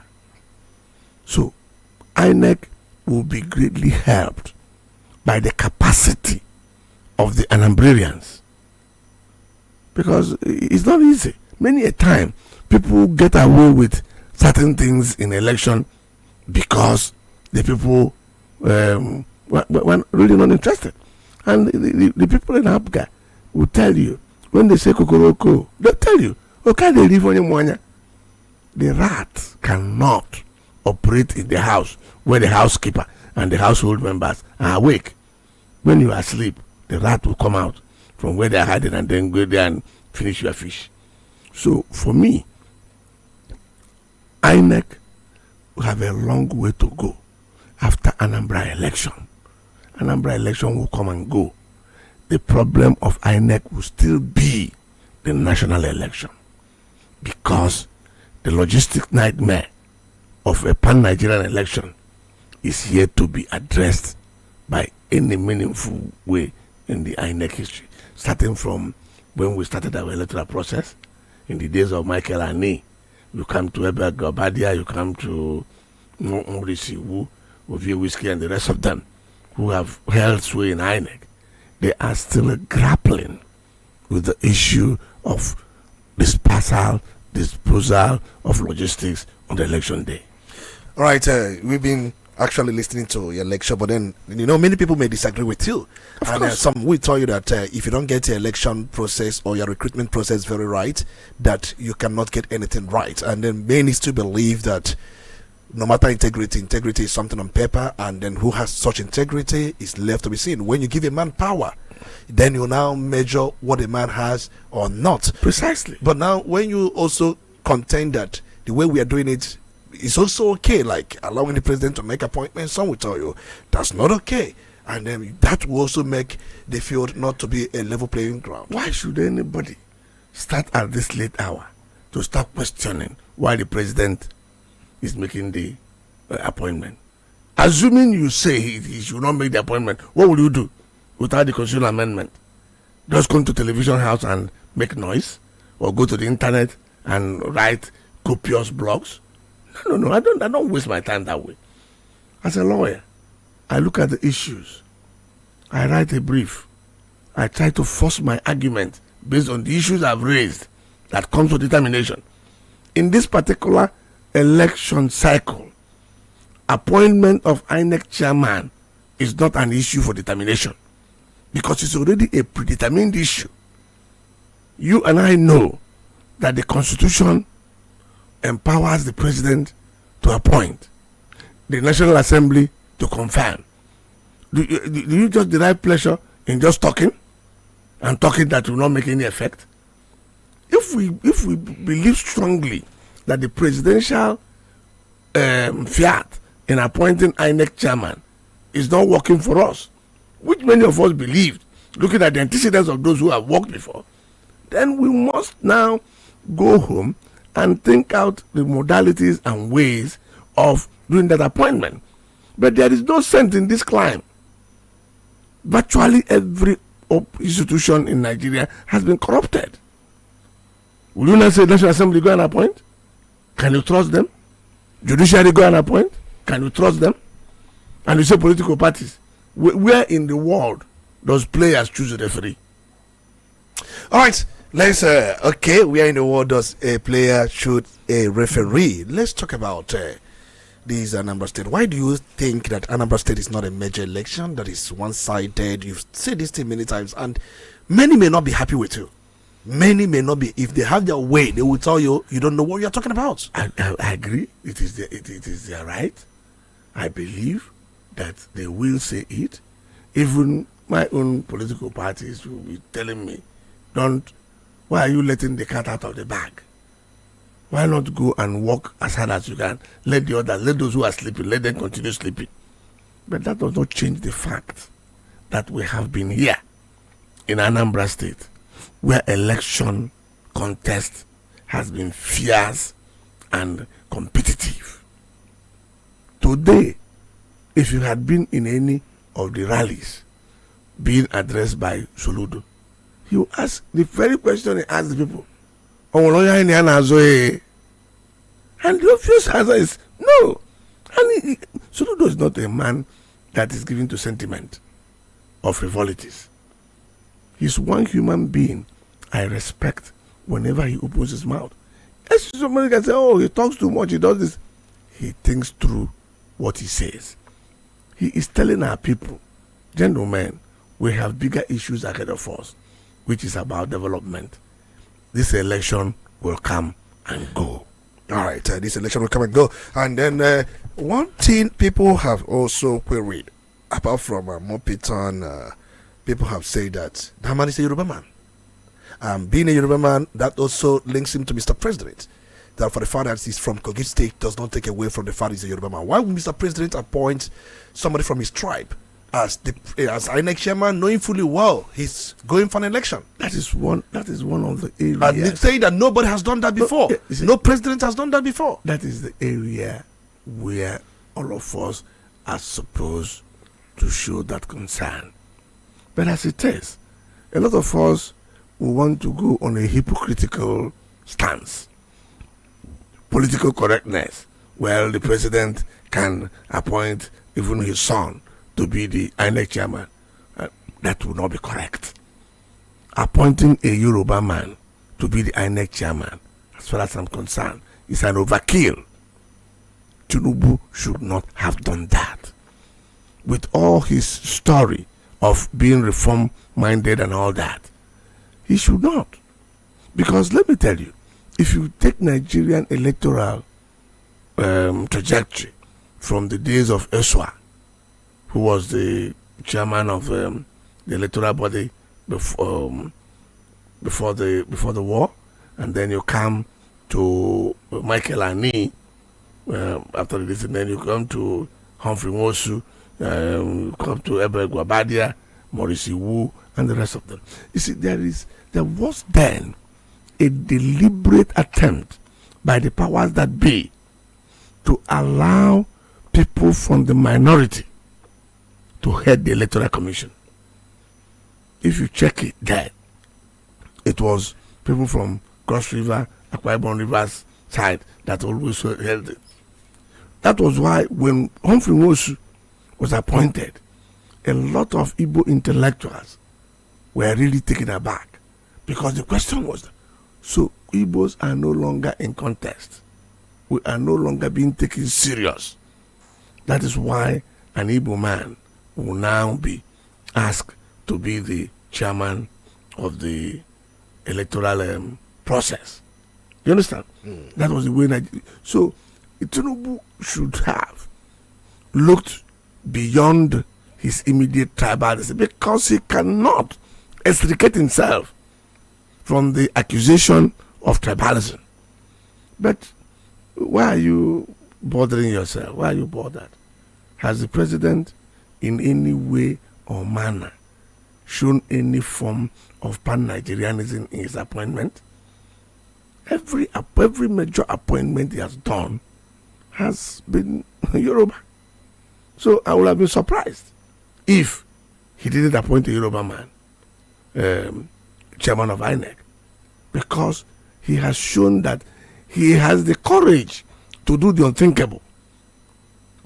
Look at the federal bodies, look at the Federal Executive Council, from CBN to NNPC to what have you. Every major office is being held by a Yoruba man. So he wants to be sure that INEC, where he has interest in 2027, that a Yoruba man is also there. Is it correct? Why should it be correct? It's not correct now. It's not. That's what I'm telling you. I said it is the issue. It is one issue that I believe that a reform-minded president, like he's claiming, would have avoided. It's a needless controversy. Very needless. Very needless controversy, you said indeed. And then many would also have the different views about some of these things. And then, do you think we can do electronic voting, electronic collation, electronic transmission? Do you think it's possible in a country like Nigeria as we speak? In Brazil, that is done. In India, that is done. Even in Belgium, that is done. In United States of America, is it possible? Can the politicians we have at the National Assembly allow that? Listen, it is possible. But the fact still remains that the people who are the actors will not want it. Why wouldn't they want it? Because they are criminals now. Because they want to find a way to manipulate. They want to go into the system and make sure that, come on, if the IREV was allowed to operate, the beavers, you finish the accreditation, the beavers take the number, and then you upload it to the IREV, that makes it a permanent record.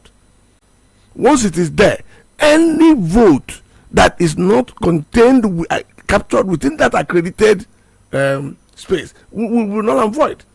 And then the court decided, because when we talk about politicians, we talk about other politicians who are now wearing robes and wearing wig and gown in the guise of judicial officers. They sat down there looking us in the eye and said that INEC that made regulation, that regulation which they made, which has constitutional flavor, should no longer be obeyed. So when we talk about some of these things, we think it's not rocket science. We are the ones doing it ourselves. It's not only the politicians. We are now talking about the institution of the judiciary that could have given judicial interpretation to what is the effect of a guideline made by a constitutional body under the powers donated by the Constitution. The Supreme Court turned the other way around. They looked away and said, no, it is not in the Electoral Act. It's not. It's only mere guideline. There's nothing like mere guideline. We have talked as lawyers.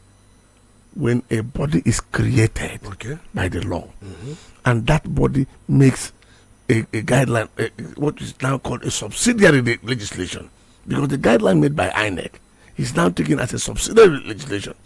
Those subsidiary legislation are as important as the major legislation. But the courts, in their wisdom, decided that, oh no, it is not.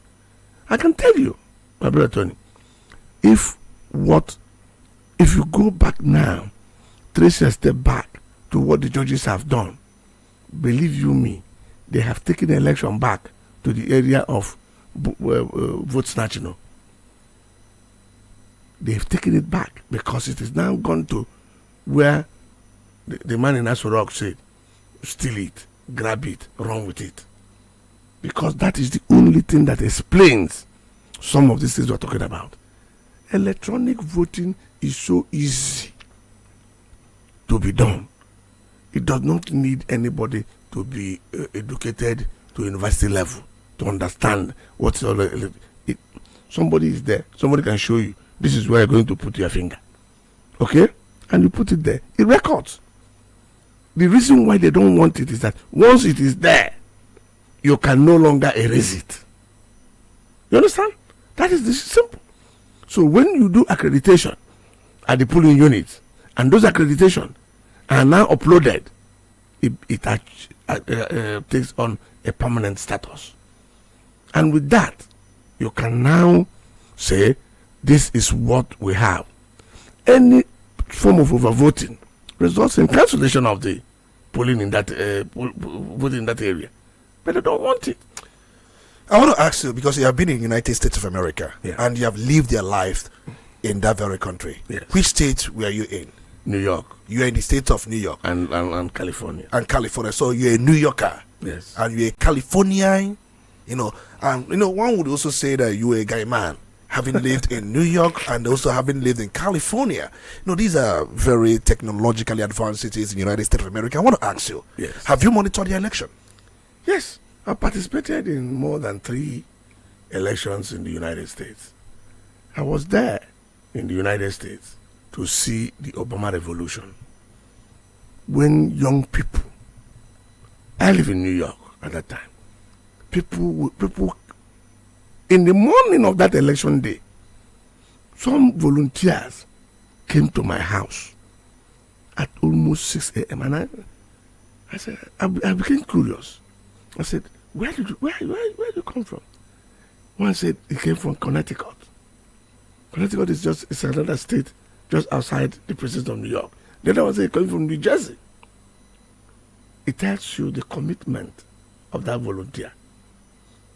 New voters, they came. Please, today is a voting day. We want you to go to the police station to go and vote. You understand?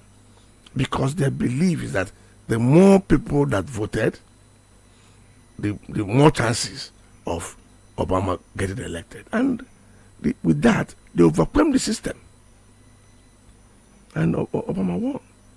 And I was also there when the first Donald Trump election came.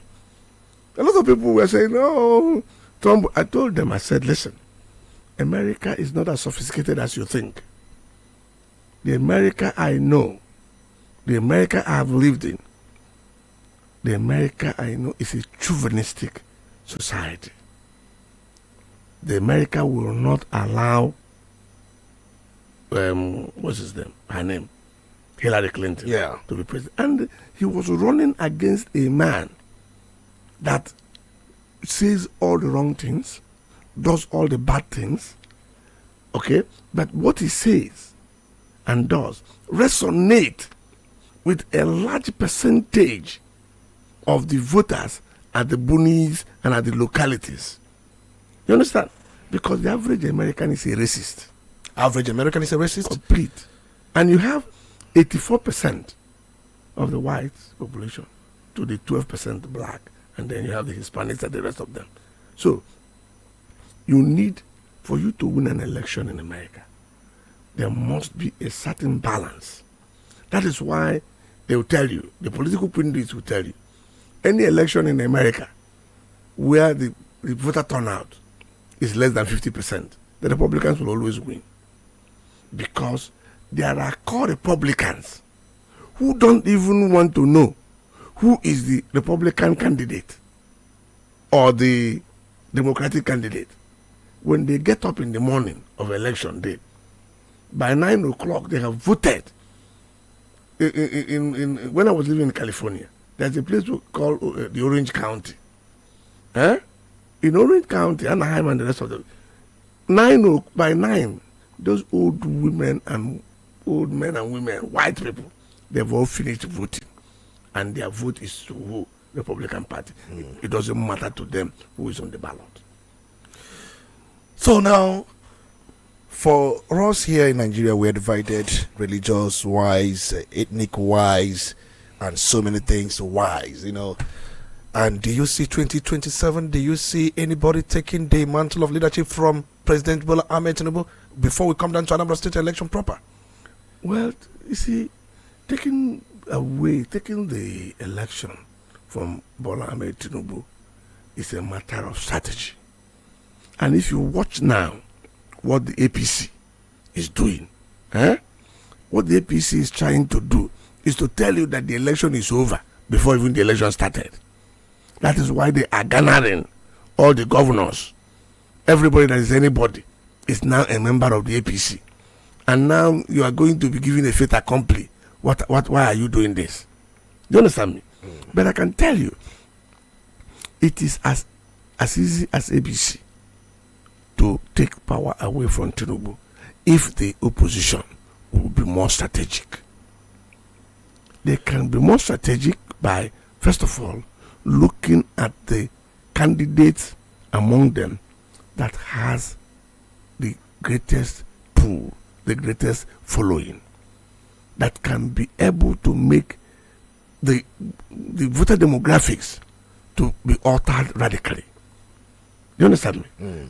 What we are seeing now from the opposition is cacophony of political voices. Cacophony of political voices. That doesn't make so they are not strategic. How can they be strategic when they're still talking about? For me, I wouldn't, if I was still part of the opposition, I'll tell them there is absolutely no need for us to be wasting our time. We should have gone into caucus now and choosing one person, whether as undemocratic as it may sound, and sell him to Nigeria and Nigerians. You see, when you go to do this democratic thing of presidential primary in the opposition, by the time you finish it, you have divided the party down the line. Even those who participated, like in 2023, Wike ran in the primary election for PDP, believing that he was going to win. When he didn't win, he thought he was going to be the VP. And then when eventually he didn't become the VP, it now dawned on him that it is the turn of the South. And people were listening to that balderdash. People were listening to such things. Big men who are governors were dancing around with him in Ashebi, around the country, that, PDP has committed sacrilege by not zoning. But you participated in the election. It's only when you lost. And people should be able to look themselves in the mirror and tell themselves the truth, what will happen. The game that is going on now, whether anybody likes it or not, is that the game El-Rufai and their group is trying to play is trying to mobilize the North. Mobilize the North behind a candidate that can take power from Tinubu. In the last election, Tinubu became president, not with the Yoruba vote. It was 62% of the votes from the north. Tinubu lost in Lagos. Okay? So, what they are doing now and what they are struggling is, can they be able to get that candidate in the north that will have a Buhari pool? Unfortunately, my former Oga, fantastic gentleman, a good fellow, obeying, polished, it does not make the cut with the average northerner.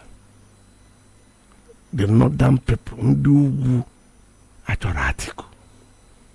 Are you listening to me? Yes, of course. Because they believe that Atiku is more Igbo man than the Igbo. He has even a Yoruba wife, Igbo wife, and he has many wives. If you go to the core north there, they see the man as more of an Igbo man than the Igbo people. Because why? Atiku as an individual does not see himself as any different from you and I. He said, competition, let's go and play it. If you win me, you win. If I win you, I win. The northern children, the people who grew up in the north, were schooled and fed with privileges. Do you understand me? There are privileges. When they go to business, waivers are arranged for them. A lot of things is done for them. In school, they were given quota. Do you understand me? So they come up with that sense of entitlement. So anybody from their own ilk who is now talking competitiveness is not their man. All right, let's quickly at this point remind you that this is still Crossfire on Udala 104.7. We still have in our studio Chief Barrister Oke Muaro, and he has been speaking profusely about what he feels about different developments in the country. We started with INEC, and he has done extensively well about that. And then we're going to take a break, and when we come back from this break, we are going to ask him a few more questions. Remember, it's going to be marathon. We're going to be here till 12 noon, so just stay back. We've got so much to get from him. So we're going to talk about Anambra State election and then also find out some other things we also want to find out from him. Do not go anywhere. We'll be right back after the break.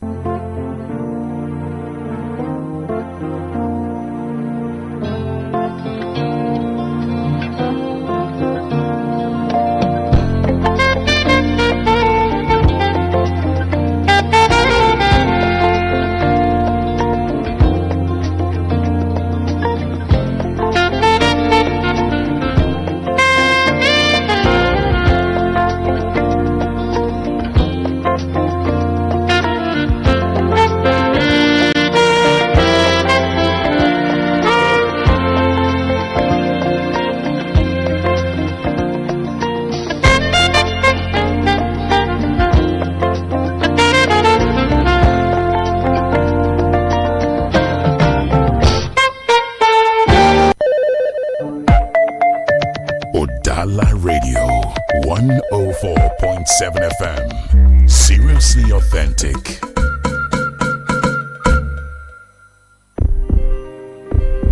If home had a heartbeat, would you hear it? We hear it in calls across oceans, in plans that come alive at home. Journeys begin, doors open, arms widen, home welcomes it all. Morning brings Ofala, a day of blessing, renewal, and new beginnings. What brings us together? What builds our resilience? Ofala Festival 2025, October 17 to 18, in collaboration with Glow, supported by Best Gin, Hero, Origin, Udala Radio, and Zenith Bank. Join us for an unforgettable celebration of our culture, unity, and perseverance. Visit ofala.org. Udala Radio 104.7 FM. Seriously authentic.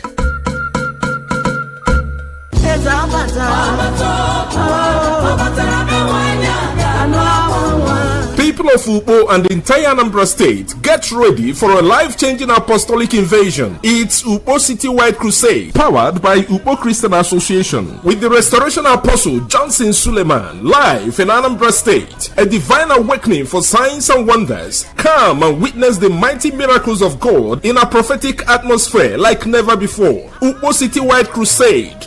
Theme: the Lord, He is God. It will also feature anointed songs ministrations by Ambassador Chinyere Odoma and Minister Adrian Alex. The date is Tuesday, 28th of October at 4 p.m. and Wednesday, 29th of October 2025 at 8 a.m. and 4 p.m. And it will be happening live at Walter Eze Memorial Secondary School Field, former Boys Secondary School, opposite All Saints Anglican Church, Upo Dunukofia Local Government Area of Anambra State. For inquiries, call 0903 952 1048 or 0806 297 8399. Please note that there will be free transportation to the crusade ground. Upo Citywide Crusade. Come in faith and you shall see the power of God.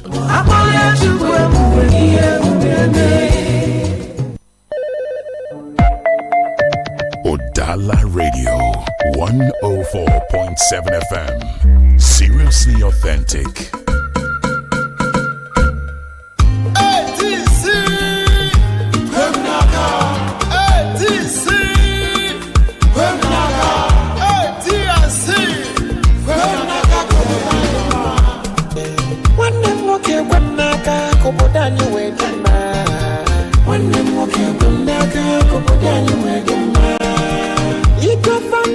Here we come.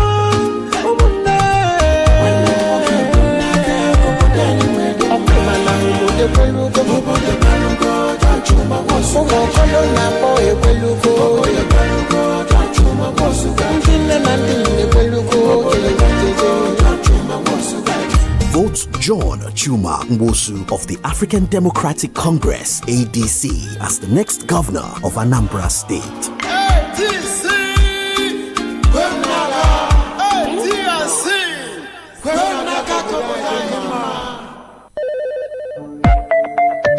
Udala Radio 104.7 FM. Seriously authentic. We're glad to have Ambassador Nefo from the Vision Business Hub here with us in the studio. Ambassador Nefo, you're welcome. Thank you and good day, ladies and gentlemen. I'm glad to be here today. Ambassador, a lot of people will want to know, what is the Business Growth Assistance Program of the Vision Business Hub all about? We notice it is rapidly expanding all over the country. So what is the program all about? Thank you. The Business Growth Assistance Program is an international partnership program of the Vision Business Hub. We help partners to raise capital for their businesses or projects without collateral or loans. And when they get the capital, they don't have to pay it back. You see, the key word is raise. Raise the funds you need for your businesses or projects over a period of time without borrowing money from anybody. Since 2016, the Business Growth Assistance Program have helped over 2,000 partners raise business capital without collecting loans, and they did not have to pay back. Here is the fact. That you have capital to start a business does not mean your business or investment will be successful. Therefore, the Business Growth Assistance Program will also provide you with a 6-month mentorship program where a team of mastermind mentors and business experts will work with you, advise you, mentor you for a full 6 months to ensure your business is successful. But listen, this mentorship will be rendered to you completely free of charge. I believe this is a good program for such a time as this in Nigeria. But how does the Vision Business Hub make money? Good question. We have international affiliate partners that support our program and make sure that those who need the mentorship will get it for free. We have been diligent for the past 4 years and our results are speaking. So what are the categories of people that can benefit and how can they contact the Vision Business Hub? You will be contacted if you meet up with the categories I will mention as follows. Do you need to raise money to start a business? Do you need to expand an existing business? Do you want to start another investment to support your current income? Do you have the project or a project that requires money to execute? If your answer is yes to any of these categories, then send yes to the number I will call shortly. The Vision Business Hub has a functional working plan to teach partners how to raise the funds they need in a period of 3 to 6 months without collecting loans or dropping collateral. And once you raise the capital, you don't have to pay it back. To top it up, because we understand that the secret to any business success is mentorship, we have committed to providing free mentorship to the first 30 people that send yes to us from this program. So if you are not among the first 30 people to send yes to us, you have to pay a consultation fee of 50,000 naira. Yes, 50,000 naira. But if you are amongst the first 30 people to text yes, our consultants will talk to you completely free of charge right at our summit. Now, for every awareness we make, we select only 30 people. That means the first 30 people from this program that send yes to the number I will call will be selected. Remember, the great Pablo Picasso said that action is the foundational key to all success. Do not hope for change. Create the change you want through action. So if you want to take action and you need help to raise funds for your business or project, then pick up your phone now and send yes to this number. 070 33 92 0302. Again, 070 33 92 0302. Do not sit back and explain away what you do not understand. If you really need financial help to start a business or project, this is the time. Don't sit back and hope that life will get better. Dr. Steve Marboley once said, life will not give you what you want. It will only give you what you demand with action. The time for action, I believe, is now. So pick up your phone and send yes to this number. 070 33 92 0302. Again, 070 33 92 0302. I will call it again, but if you are one of the first 30 people to respond, you will talk to our consultants to benefit from the Business Development Assistant Program. So if you'd like to understand how we can help you to raise these funds that you need for your business or project, quickly send yes, YES, to this number. 070 33 92 0302. Again, 070 33 92 0302. Once again, send yes to 070 33 92 0302. Again, 070 33 92 0302. Our representatives will give you a call and schedule a meeting for you with one of our consultants who will guide you on how you can create the capital you desire without loans or collateral. And when you get the capital, you won't have to pay it back.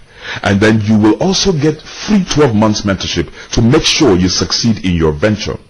Albert Einstein said, doing the same thing over and over again and expecting a different result is defined as insanity. So do not continue with the mistakes of last year. Make sure you do something different this year. Make sure you get mentorship this year. So ladies and gentlemen, thank you once again and God bless you. Udala Radio 104.7 FM. Seriously authentic. When the stakes are high, the debates get hotter. When the issues demand clarity, we bring the fire. Welcome to Crossfire. Crossfire, where politics meets perspective, where issues are dissected, and where no topic is off limits. From the corridors of power to the pulse of the streets, we break down the politics, the controversies, and the decisions that shape our nation. Join Dr. Tony Olisa Mbeki as he puts guests on the hot seat, drilling them with the tough questions, demanding the hard truths, and leaving no room for half measures. Get ready for fearless conversations and uncompromising analysis. Crossfire, exclusive on Udala 104.7 FM Onitsha, every Saturday from 9 a.m.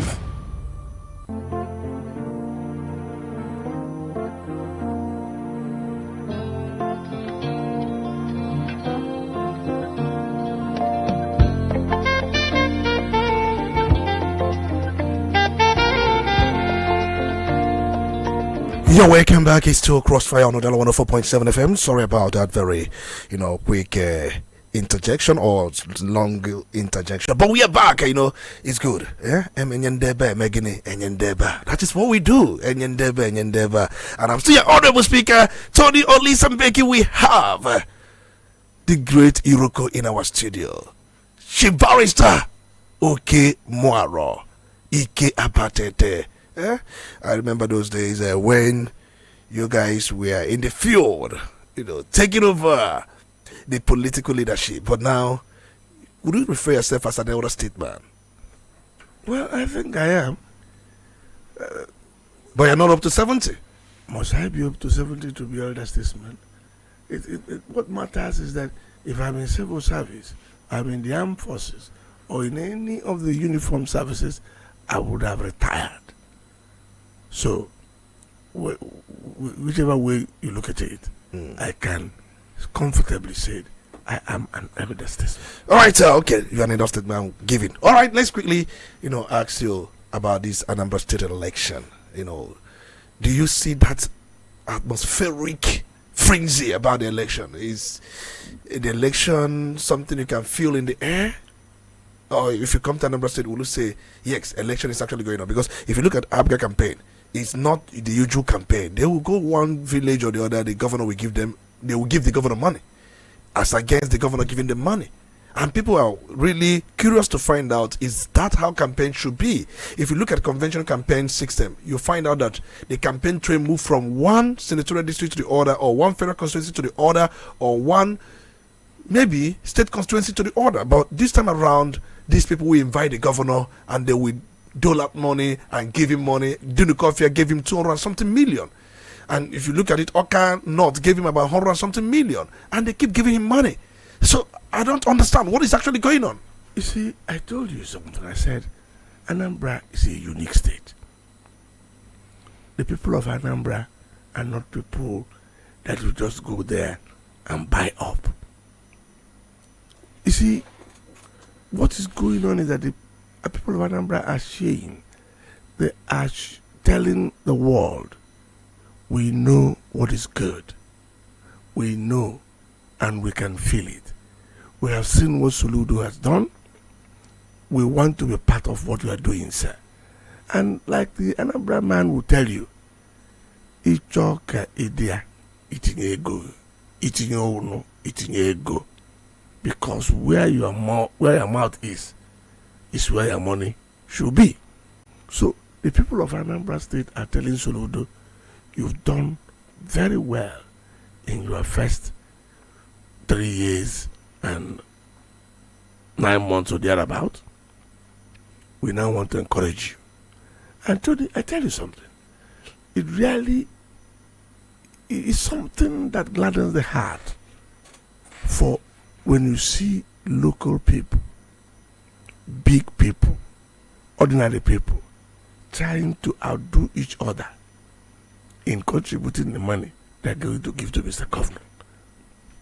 It is not telling Mr. Governor, sir, use Anambra State money to do Anambra State business.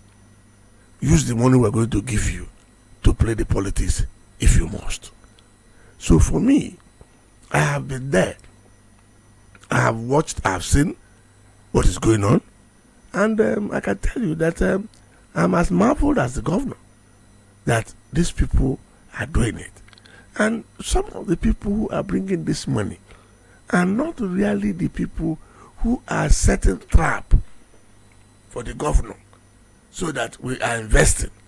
Therefore, when you get in there, you will repay us. These are people who are strategically placing their community, placing their local government, placing their zone in an advantageous position so that they can be part of the decision making. They have seen that the Soludo government is not cash and carry. Soludo government is a government where if you are a stakeholder, let us see your stake and let us see how you are holding it. All right, let's quickly take some comments from our Facebook because we are going to run that now. And then we have this one coming from Don Deja Vu. If political parties are involved in the appointment of INEC chairman, politicians will still abuse it like every other thing they have got involved in. John Umbe says the Anambra should not allow themselves to be bamboozled and hoodwinked by the theatrics of Soludo. If Soludo has already endorsed Tinubu of APC as next president, then it's just wise that the Anambra, according to him, it's just wise that the Anambra will also think the other way around. As a professor, that we thought that ABGA would have had a presidential candidate from ABGA. How can you vote for a professor who abandoned his brother P2B's presidential quest and is asking you to vote him for second term? Okay, you're gonna react to this. And then we also have this one. Hope his name will remain Amopitan throughout his reign as INEC chairman without Nigeria and her citizenry, changing it from Amopitan to Amopeta, alright, due to the way things may be muddled up, in his office. Greetings, Dr. Mbeki and Udala family. Ika submissions are very brilliant, and I hope stakeholders are listening and learning. These are some messages we have on our social media platform. Please keep the messages coming. We have not even opened the phone lines. We decided to take the messages first, at least to give these people that sense of belonging. You can, keep pouring your messages on our social media platforms. And somebody said that Soludo has endorsed President Bola Ahmed Tinubu for 2027 and then leaving his brother P2B according to him. Now, why would we be telling people to vote for him for second time? So let's get a thought on that. You see, I don't know where Soludo has said that he has endorsed Tinubu. I only heard him say progressives are working together. And by the way, is Tinubu today a presidential candidate? Is P2B today a presidential candidate? Can you endorse somebody for an office he's not aspiring to? You see, some of the people make these assumptions and claims, and at times it gets nauseating. For crying out aloud, Soludo has a right to say, I don't have a presidential candidate in my party. Okay? Whatever will make me comfortable in getting my own victory, that is where I will stand. Because that is the way the average person thinks. Survival is the first rule of this game. Brotherhood is neither here nor there. Because after all, we had our brothers who had run for presidency before. Did they make the cut? Did they have percentage votes within our locality? The answer is no. So today, on paper, Soludo is running for an election. Fortunately for him, there is no presidential candidate for endorsement as we speak, because the parties are yet to nominate their candidates. So you mean because INEC has not released official timetable, but we know everything going now is just because of 2027? Well, you can speculate from here to Timbuktu, but that does not make it to be the reality. Because my late Oga, Senator Edwin Onwudiwe, will always tell me, okay, 24 hours is a lifetime in politics, not to talk about 2 years. Who knows who will be alive in 2027?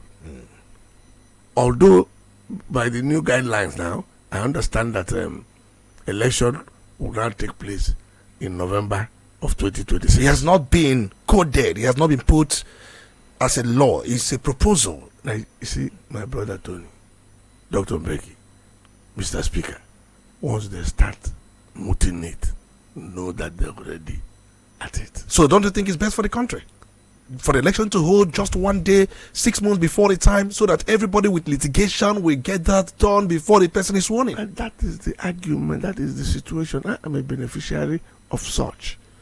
In 5th of December 1998, we ran for an election to be local government chairman, and we were elected. We didn't take office until 30th of May 1999, almost 6 months after our election.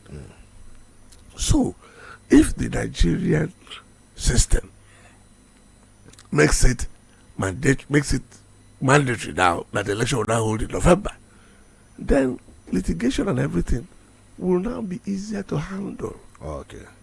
All right, let's allow those who would want to come in at this point, and then we take it gradually. And I know many people are enjoying the program, and from the comments we've got on social media, they're enjoying your talks, they're enjoying the program because they know Ike Bateta is here. We are not here to praise you. We are here to drill everything we want to drill out of you. 0803 221 6973 or 0803 827-6694. If you've got any question for Ikabateta, please bring it on. And would you stop saying that this election is walkover? Would you stop doing that? I'm not telling you it's a walkover. I'm only telling you that what I am saying is that only one man is working hard. And when one person does the hard work, he deserves to be given the accolade. Today, the person running around the whole state, going from one community where the communities are giving him money, the only candidate I saw on the trail is Soludo. But even at that, we've seen APC candidates moving from one community to the other. We've seen the other candidates moving from one community to the other. Tony, so are you just monitoring the candidates of your choice? Tony, I monitor everybody. You monitor everybody? Because it's my business. It's a business. It's my business as strategist to know what the others are doing. So for you, they're not doing anything? I am more interested in what the APC is doing, what the ADC is doing, and what Labour is doing. So now, if you are to predict this election, who's going to come first? This election? Yes. Who's going to come first? Yes. Soludo, of course. If Abga will come first. So who's going to come second? I don't know. No, as a strategist, you would also be able to know who's going to come second. You see, let me tell you why I'm not going to speculate on that. Because those people, I'm not on their payroll. I am not on their supporters list. If I stay here and use the magisterial position of Tony Mbeki's Crossfire to now tell the world that this person is going to come second, it is more campaign than they will do in 6 months. So, Tony, I'm not going to do that. Okay, you're not going to tell us who's going to come second, third, fourth, because you're not in. And it does not matter really, because do you think politics is only one person. The winner is the winner. Do you think Abga is going to buy votes? Because the ADC candidate that left, ADC representative that left told us they are not going to buy anything. They are going to win. So, would you say that? You see, why are we going to buy the vote when the people are giving us money? Oh. People are giving money, so there's no need of buying anything. To buy the vote now. When people are giving the money, they're giving us money. Please take this money and do the needful. Is it people who is giving you money that they're going to pay again? So you are saying that none of these candidates has been given money by any of the communities? By any of the communities? Are you saying that none of them has been given money by any of these communities? You know, when they come for their campaign, they give them money. I have gone with Soludo to virtually all the communities in Anambra State that invited him, and those who did not, where we decided on the stakeholders decision that we should visit. All those places we went, the rallies are organized by the people. By the people. They pay for this. He was in Ihiala because you said you were going to send him a memo to go to Osumo, but he was in Ihiala where all the towns from Ihiala, which Osumo is also part of, they all assembled together, and also they gave him money there. And he said that he couldn't campaign in 2021. He couldn't come to Ihiala in 2021, but that was the truth, Tony.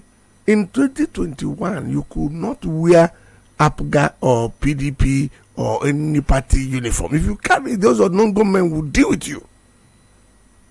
They will deal with you. Because we saw about 6 of these unknown gunmen who renounced, and he said that they will be given skills, they will be empowered, and they wore some t-shirts, they wore some face caps. Tony, I don't want to get involved with unknown gunmen. But that's what happened at the rally. Yes. You know, the rally that Soludo attended, the one that happened in Ihiala. The rally was there. The people came. That is their own. And they said they all came from Borosumo, Huli, Lumbosi, Seke, Asia, and towns. My brother. From that very local government. My brother, if you ask me. Okay. If you ask me, I will not be part of that amnesty business. These guys have caused so much pain. They've caused so much trouble. They've killed so many people. And I cannot, on the altar of politics and expedience, say, oh, we bring them. But Soludo is the principal. Okay. He is your guy.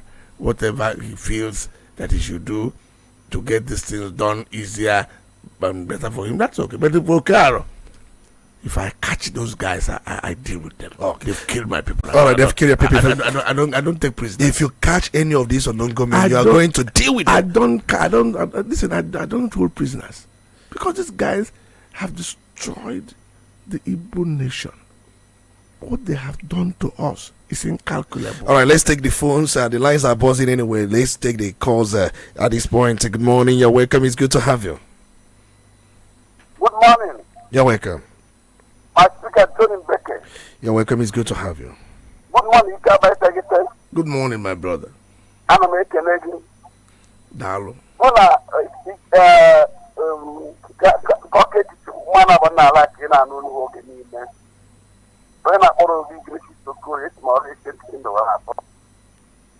a speaker.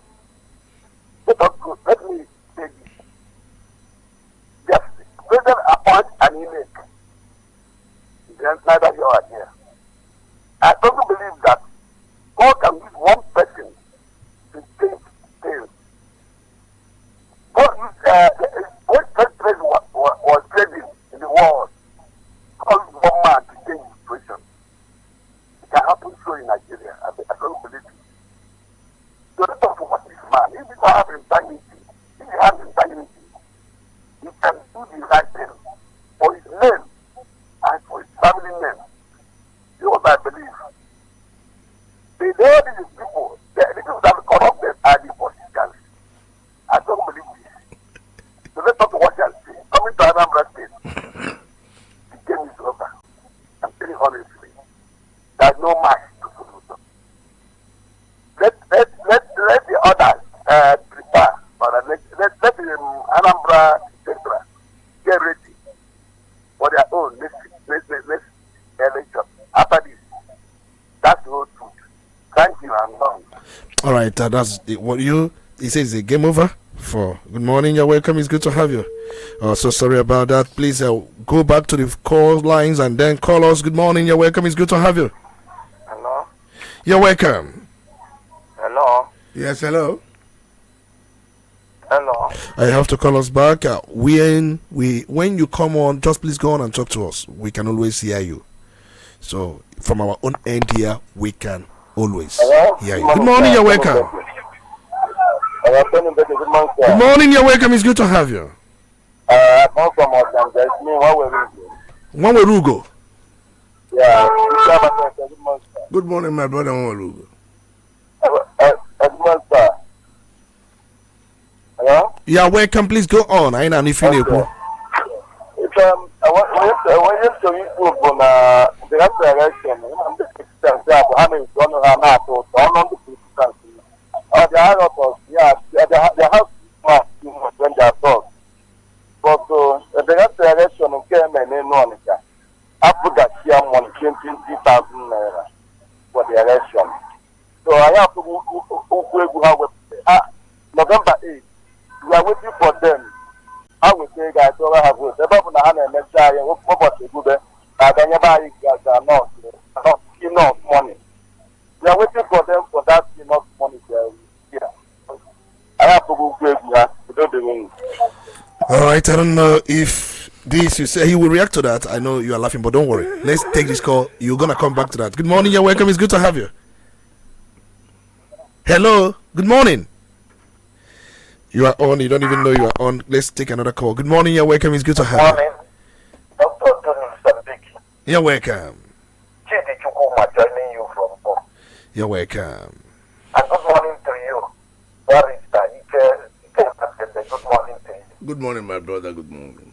Yes, thank you very much for your analysis this morning. And I want to just appreciate you and emphasis on logistics. Because this thing has been a recurrent decimal, especially here in Anambra State. And I'm not seeing it as just an ordinary challenge. But for me, it is a practice employed by any opposition or any of the political parties to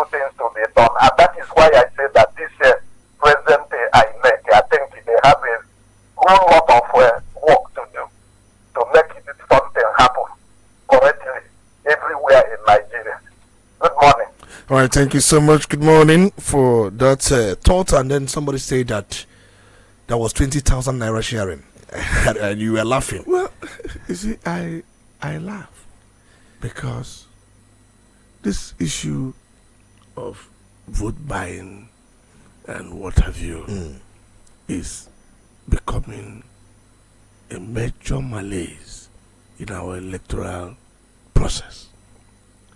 But you look at it from the angle and you now ask yourself, who is to blame? The person running for an election who brings the money, or the electorate who has the power to say, no, this is what I want? Even when he takes the money, he can still take the money and refuse to vote for the person who gave him the money. So, for me, it is a matter of personal decision. We've overflogged this word integrity. But the fact remains, Mr. Speaker, that when a politician who is going around or who has gone around campaigning comes on the final day of the election and decides that the best thing to do is to go and share money, well, you know, of course, that one is an electoral offense. If you get caught, you face the vicissitudes of the law. If the people you give the money decide to take the money and vote for you, good luck to you. You understand? So for me, the issue of vote buying, whatever it is, and when I see people complain about it, it's like what Okiro Donze used to say in those days, that rigging plus rigging equal to free and fair. Oh, rigging plus rigging equals to free and fair. Yes. So if ADC rig or buys vote, PDP buys votes, Abga is free and fair. Yeah, because don't you think everybody's doing the same thing? Don't you think it becomes a case of the highest bidder? You see, when you go to an auction, bazaar sale, and if you know you don't have the capacity, unfortunately for us, Tony, in this third world country, election and electioneering is a very expensive business. Very expensive because we made it so. Even in a lightened climb. Even in US, is it expensive? In US, remember, you are from California. It is so expensive. You are a New Yorker. Listen, it is so expensive in New York that every politician is a beggar.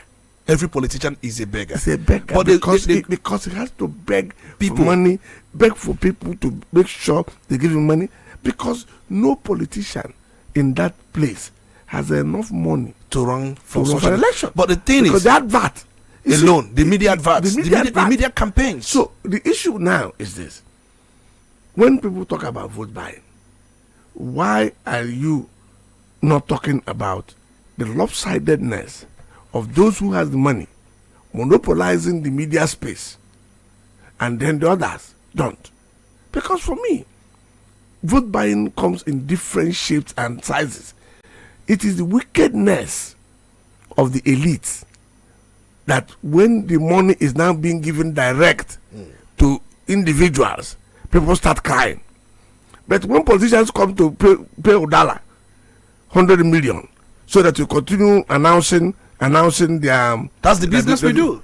Then the business you do, the man who goes to vote there and stand in the sun deserves to be given something. Oh, the man that stands under the sun to wait for him to be to cast his vote deserves to be given something. Yes, of course they should be. Is it not buying the person's conscience? The one they're giving to Udala to be talking 24 hours on one particular program is not buying. Because you are licensed to do that.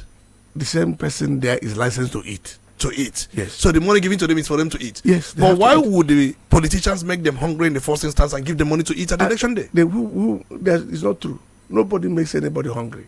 It is a deliberate choice that you want Okaro going to polling unit. How much will you give me? How much will you give me to vote? Of course, you cannot afford me. So you think there are people that cannot be bought over? There are so many. But there are people that can also be bought over. And do you think that this money given to these people sway the vote, or they collect the money and vote whoever they want? The last man who spoke told you something. He said that he saw Akamba, that 20,000 is coming. So he's already looking forward. That money? Yes, he's looking forward to the 20,000. But then do you think... But the issue is that I want to ask you because we don't have the time. Do you think... Yes. Do you think that money given to voters do not make them to change their stance? They just collect the money and without in any way, doing what that money is actually supposed to. If you've been to the polling unit and you find out that the person who gives the money does not supervise the voter, you give him money somewhere and then he goes to vote. But no, the style now has changed. After voting, you come and collect the money. After voting. So how do I know that you voted for me then after voting? How do I know? Sometimes you'll be asked to snap it, but then there are times you will not be allowed to go in with vote. Nobody is allowing you to snap nothing. All right, let's allow the callers to come in at this point. Good morning, you're welcome. It's good to have you. Good morning, Mr. Tony. You're welcome. My name is Sunday. I'm calling from Awada. Sunday calling from Awada. You're welcome. Yes. Good morning. Aaron. Thank you. Good morning. What I want to have asked is about what you are saying that Soludo is going to make a success in this election. Now, I wanted to ask his leadership of APGA in Anambra State. Now, how is it that there is no other place we can see APGA being alive except Anambra maybe and Abia State that have a senator and maybe other few places. So if our governor has been up and doing to see that APGA is a living party in Nigeria, why is it that he will not do everything he's supposed to do to make sure APGA is supposed to have been a national party, feeding a national president, and having a lively candidate all over Nigeria at any electoral time?